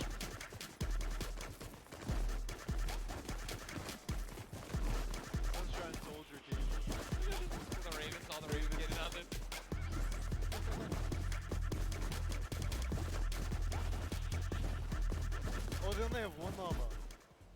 Just absolutely amazing there. You can tell Ninja and then the trendsetter right there, throwing the peelies in the air, but also big shout out to whoever that was on the Llama Record Co. I saw you there, hitting the llama bell. I got you. But now let's get into some of what happened during the World Run, some of the kind of cooler straightaways and, you know, some of the tough challenges that you face. So first, right away, here's a run coming out from Chappie of the Ravens' Revenge, and this was one of the first obstacles you hit. So you can see he's on pace with everyone else, but what makes this so great is how efficiently he transfers this over into the castle jump. Is barely able to delay. This is one of the toughest first things to get when you reach it. This is his first time ever seeing this jump, no problem. Hats off to you there. And then what does he do right away? Gets into the trap trigger and he's able to get them. Notice how as soon as he goes, he is quick flicking his camera back the other direction and gets all of those so consistently, able to get it. Now, we saw a smashing success on their first attempt. Unfortunately, the Cuddle Crew had a little bit of a harder time when it came to that castle jump. It's okay, this could have been my replay and I wouldn't have been lying. So many of these, they're so incredibly difficult because you think, oh, I want to maximize my height up, but you have to get it out with the correct trajectory. Now you can see Ninja able to get through the speed part of the run and then over the top. This is towards the back half, and look how well he's able to then trigger those traps and get through. But the Fish fam were the ones who were able to make that incredible run on the back of Suzu. Now this was from his first run when the Ravens Revenge were able to get it. And if you look at the timer, next time you face this, he about finished the course. So an incredible job from him to make sure he is pushing the limit with what they're able to do. And you can also see the level of communications. He knew he messed up right away, and then he immediately communicates to his team. It's like, hey, you gotta run and then go up. Now you're in kind of that double trouble area trying to get the triggers. And this is where they got held up for a significant amount of time. A lot of the competitors not being able to bait the chaps correctly, and now Now we're over with the Ravens Revenge, who were able to power through this. Again, this was from the match number 1, and you can see how he's using quite literally every single space available to him, including the rock, including the jump off the side with the air strafe to then get up to that leap of faith, which is such an incredibly hard challenge. And only having 2 teams full completed it after the 2 runs, when all of these players are such strong death runners. You can see the Fish Fam. Look at the timer on the clock, 5.5 minutes, and he's so quick going through it, and he's precise. He lines it up, he takes a step, and he goes. My question is now, between Suzu and Zen, they were so incredibly good last game. Can they beat that time? Can they keep pressing the pace, and will they be able to do it better? Because when you get up here, you have to do everything right, find the lineup, not miss a single one of your drops, and then get the final coin. Was able to then double back and grab it there off the launch pad for that 5:52 time in the #1 spot in match number 2. This is now the 2nd time we've seen the world run, and we asked the question before, what happens in run number 3? Can the Ravens Revenge get over that last obstacle of the leap of faith, or will everyone else start pressing up higher and higher and being able to challenge him? Match 3 is about to be underway. We're going to throw it back inside to Zeke and Bala. Gentlemen, take it away. Thank you so much, Sundown, that insight. I mean, he's asking the tough questions. What happens in match number 3 of this set? You know, again, Fish Fam, you saw, I kind of touched on a little bit earlier, you want to have as many people up on that leap of faith as possible so they can just sit there and rotate around. But before we hop into this next match, Bala, I think we probably want to take a look at the standings. We want to see how things are going for all of these players together. And of course, you want to take a look behind us. We've got Fish Fam up there in 1st place from that last match. Walk away with a nice chunk of change. Ravens Revenge there in 2nd, Funky in 3rd. Don't forget, Funky Fighters and the Chicken Champions both have Silver Llamas, and that's going to play a big factor later on. Everybody needs to make sure that Funky Fighters do not get that last Silver Llama, because then they are out of contention if they don't have a Silver Llama. Because Chicken Champions don't really mind, because they have another place to play. They are kind of out of contention for this Silver Llama right here, but still, so many different teams have an opportunity here. The Ravens Revenge, the Funky Fighters, Sunshine Soldiers with the Ford Turtle, and then the Fish Fam as well, able to collect it. So we are going to get into the next game of the World Run, the last one of the set. Here we go. The timer is counting. We've got 10 seconds before the gates open, and they start the run. Scissors, you can see the focus in their eyes a little bit there of Turtle, and here we go. Ladies and gentlemen, the World Run commences right here, right now. Players are out the gate, here we go. The first run, Taco, Taldak, they're right out. Ninja falls, unfortunately. So does Kotu. Zan there looks like he's making over with Tyler. Magma, Kororo, they are just neck and neck. Again, you know, it just goes back to once they figure it out, they're just going full send. I want to see who gets out to the early lead here. Suzo, the champion of the last one with Fish Fam. He's a little bit behind, but again, he has the opportunity to catch up when he starts getting to those more difficult obstacles. Right now, it's not looking like anybody really taking a huge lead, a huge advantage, because we all saw how proficient they are in these early stages. Really, the first obstacle that stumps most people is this impulse jump. That's right, here we go. Don't forget, this is that precision impulse jump. You can do it forward, you can look away. First jump, unfortunately too shallow there on both sides. And both from the Fish Fam will be going down there. I saw there on the left, there is actually a team that has made it across. You've got Ravens Revenge, who is in the castle, and I believe it was actually the Llama Record Company that are also at the castle right now. Fish Fam, the Cuddle Crew, Ravens Revenge, Sunshine, and the Funky Fighters. And now the Llama Record Company all have 11 coins. See the castle run, how fast they can get through there as a team. Also very important, as most players are now getting through this first difficult impulse jump. Looking for anybody rising up, looking for anybody completing this trap obstacle course inside the castle. If they can collect those coins fast, the players who get fastest through the castle and really collect all those coins are, in my opinion, the people who are leading the pack. Yeah, I almost think like, should you just like as a squad, grab, like send one person to each thing and just like very quickly grab all four, and then as a squad go up, right? So that you have more chances going through every single challenge. Obviously depends on how many of you actually get to the castle. What a time there from Scissors through that one. Is he going to be able to finish out that impressive performance? He's got a couple of jumps still to go. One. No way. I will. 2, 3. Scissors showing off why he's one of the best at these types of maps, but way ahead of him, his teammate Suzu, leading the pack again. So this might be a better time here for Fishfam. All right, man, Scissors, that was insane, dude. Again, like these guys are so good, right? Once they figured out they can just do it, it's almost like muscle memory. You see Suzu here now. If Suzu's smart, he waits here for Scissors to get across, and then once Scissors gets across, he can start triggering the trap. He's gonna opt to say, look, you know what? Let's just go. I'm trying to get the coins. We need to rack up as many and as quickly as possible. Because don't forget, last game they got that 5.5-minute time on lock. They still have another 1.5 minutes going off of last game, right? If they can do it again, it's gonna be huge. Waiting for the chiller on his feet to get off before he goes forward. Now he has full reign onto this one. If he one-shots this, he's putting himself in such an amazing time. He's kind of letting his team do the rest of the work. A one-shot here from Suzu. Is it possible? Getting through the door? No, just short. Shallow. But he did not go all the way back. He's continuing the recovery on this run. Not quite enough. Man, Suzu putting everyone in his fishbowl, saying, don't worry, fam. I've got this. Gonna jump down, first trap. Second trap, hop across, take a step back. Nice. Oh, there's actually someone else there. Is Scissors there with him? This is huge, though, if Scissors is there, because look, they can hop through together. Suzu can trigger this and then get Scissors there where he needs to go, and then there will be 2 members trying to get these traps.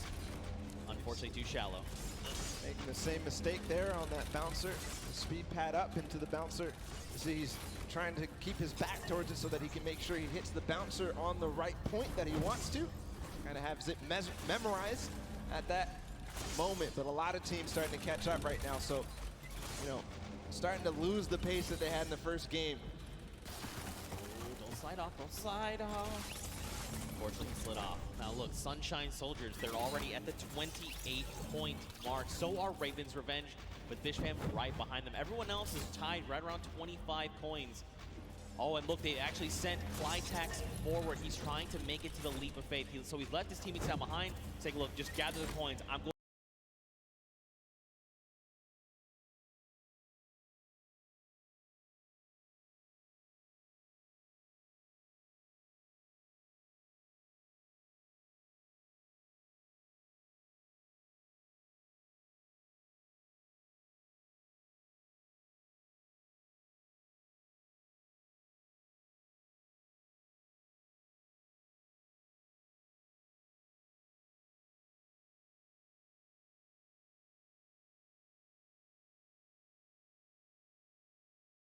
going straight to leap of faith. That's the 1 point we know we need. Magma up ahead as well for the Revenge. The record of the match.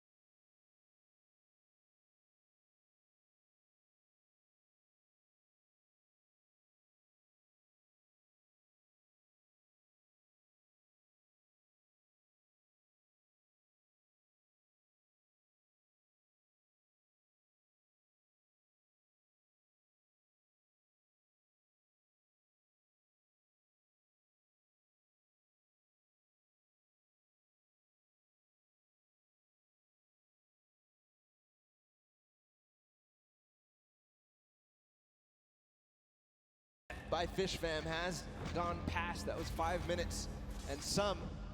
And we're now down to 5 minutes left total. Magma making sure that he makes this jump. He doesn't want to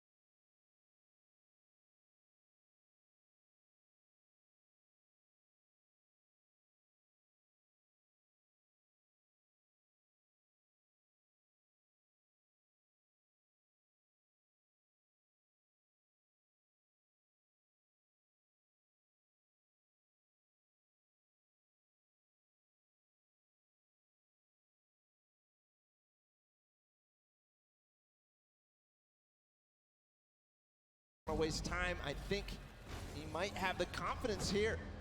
Just got to bounce off the wall. No. Short.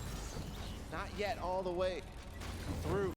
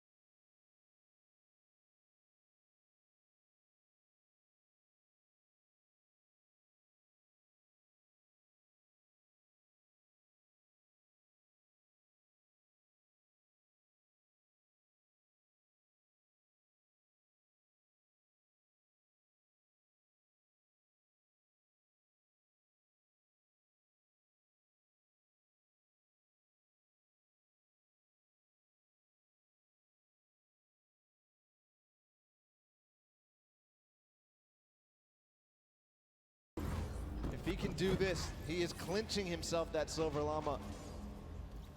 Stewart, okay. Yeah, these momentum jumps, very difficult.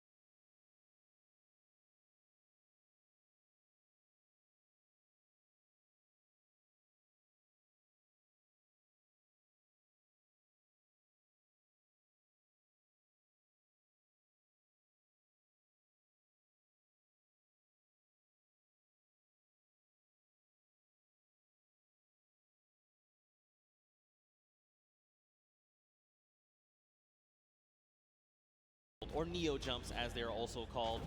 You gotta be really precise, really, I mean, you have to be very calculated with every single one. You got Chappie over here, you've got Stewart across the way as well.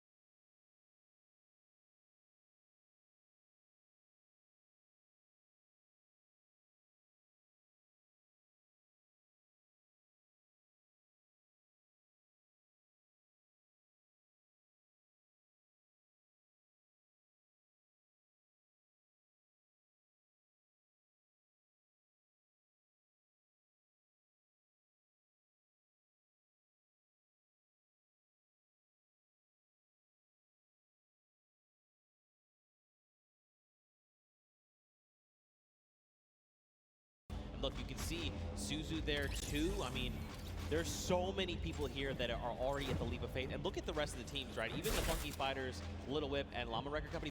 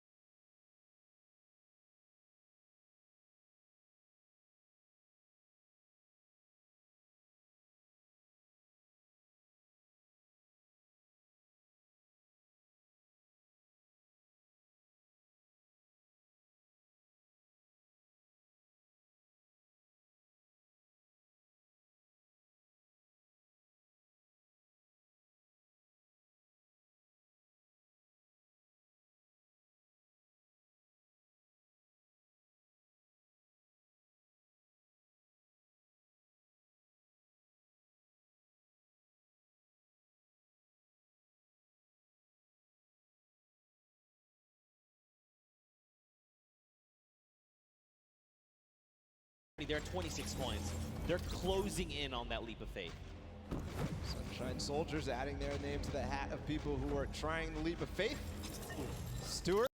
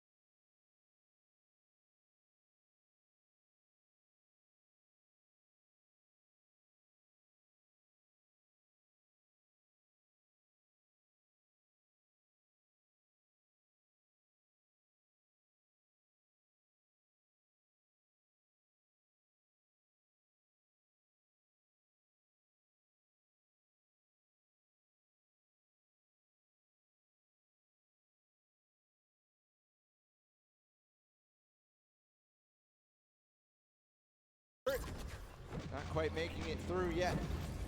Magma right now feeling a bit of frustration. He feels the pressure. He knows that he has to try to make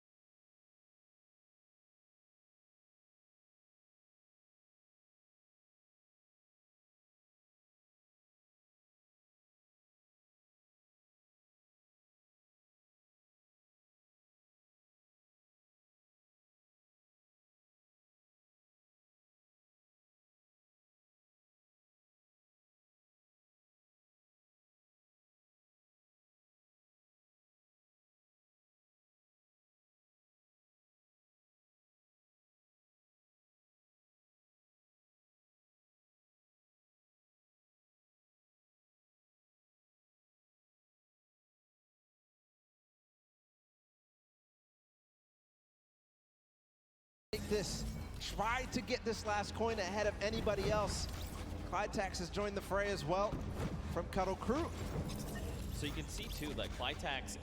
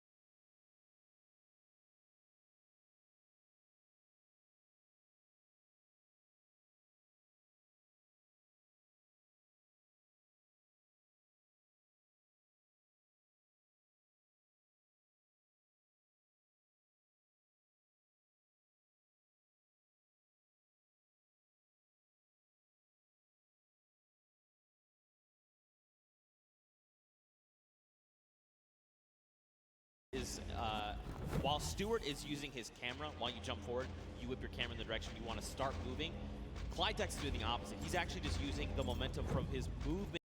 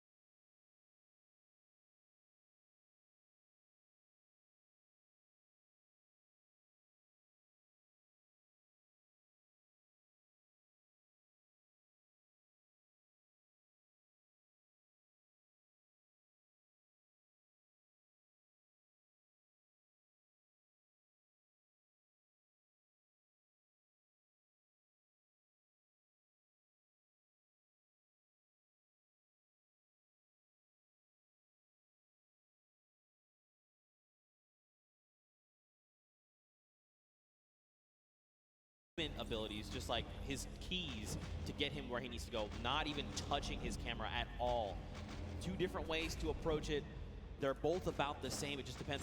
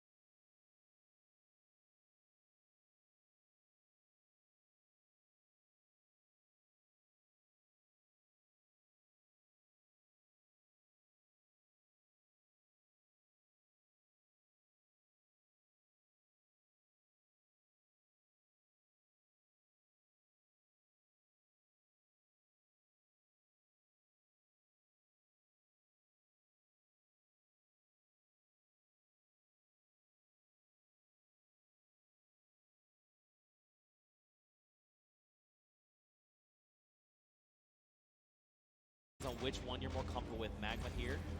He's in a good spot. Great ricochet there. All right, just take it easy. Nice. All right.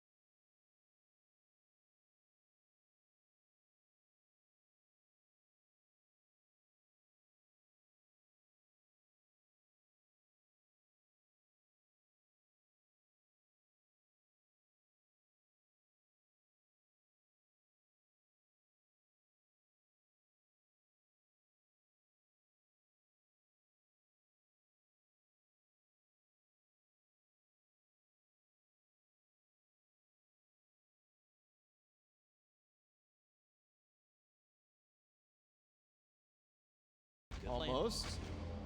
The tires. He's just going for it. Yes. He's just going for it. Could he be the first one? No, Sunshine Soldiers have actually already done it with a 623, and Raven's Revenge there with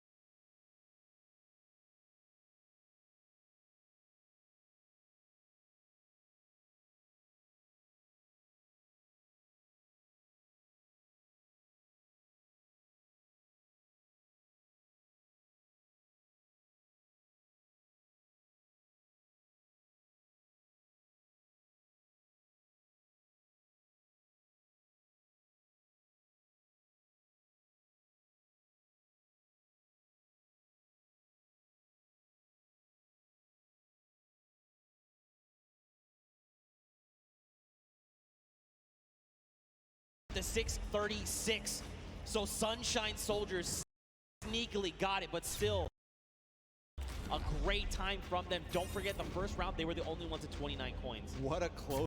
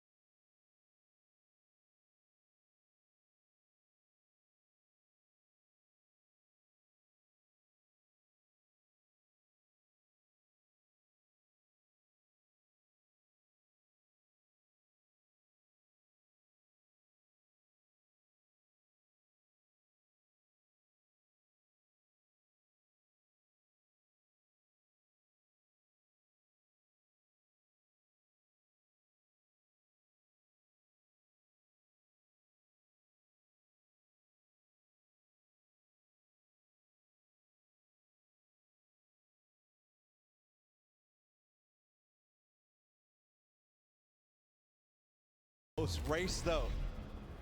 All 4 teams who were up there on the leap of faith have now completed it. The Cuddle Crew still need one more coin to actually finish.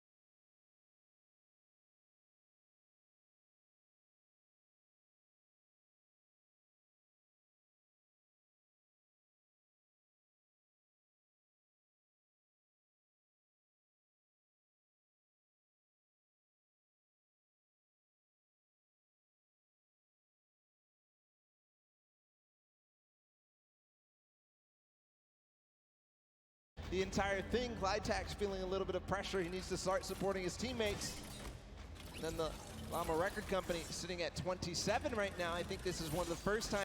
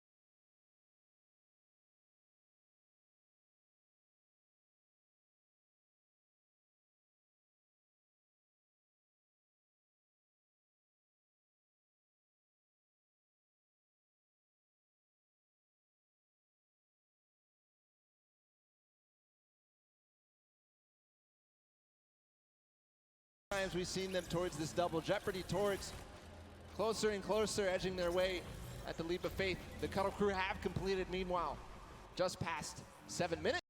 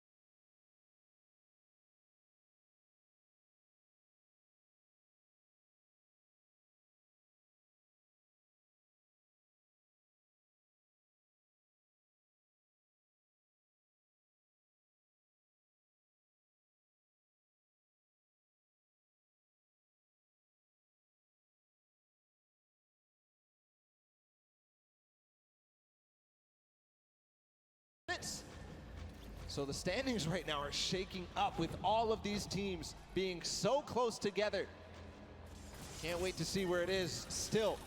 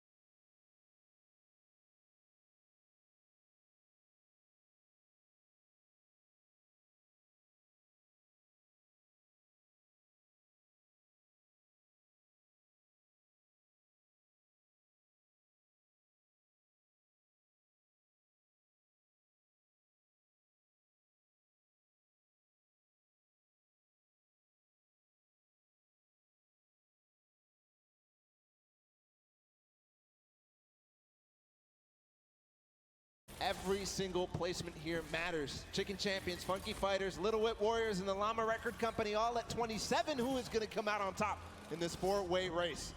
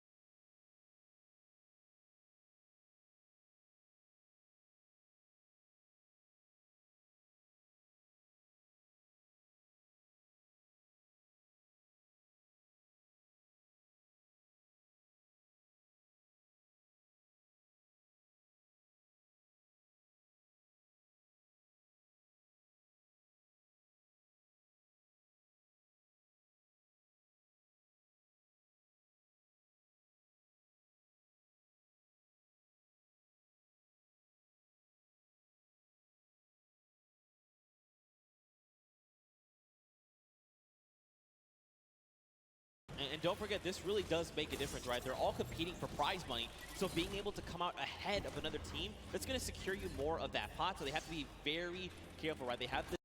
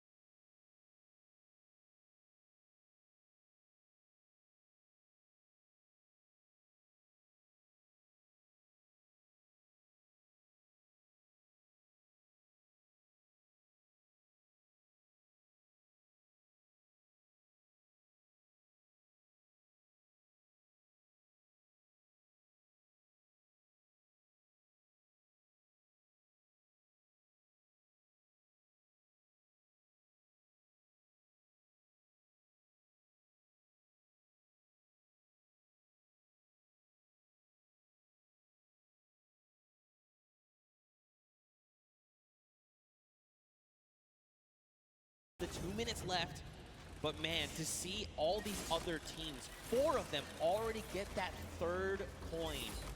Like, you know, we saw that first game, it was like,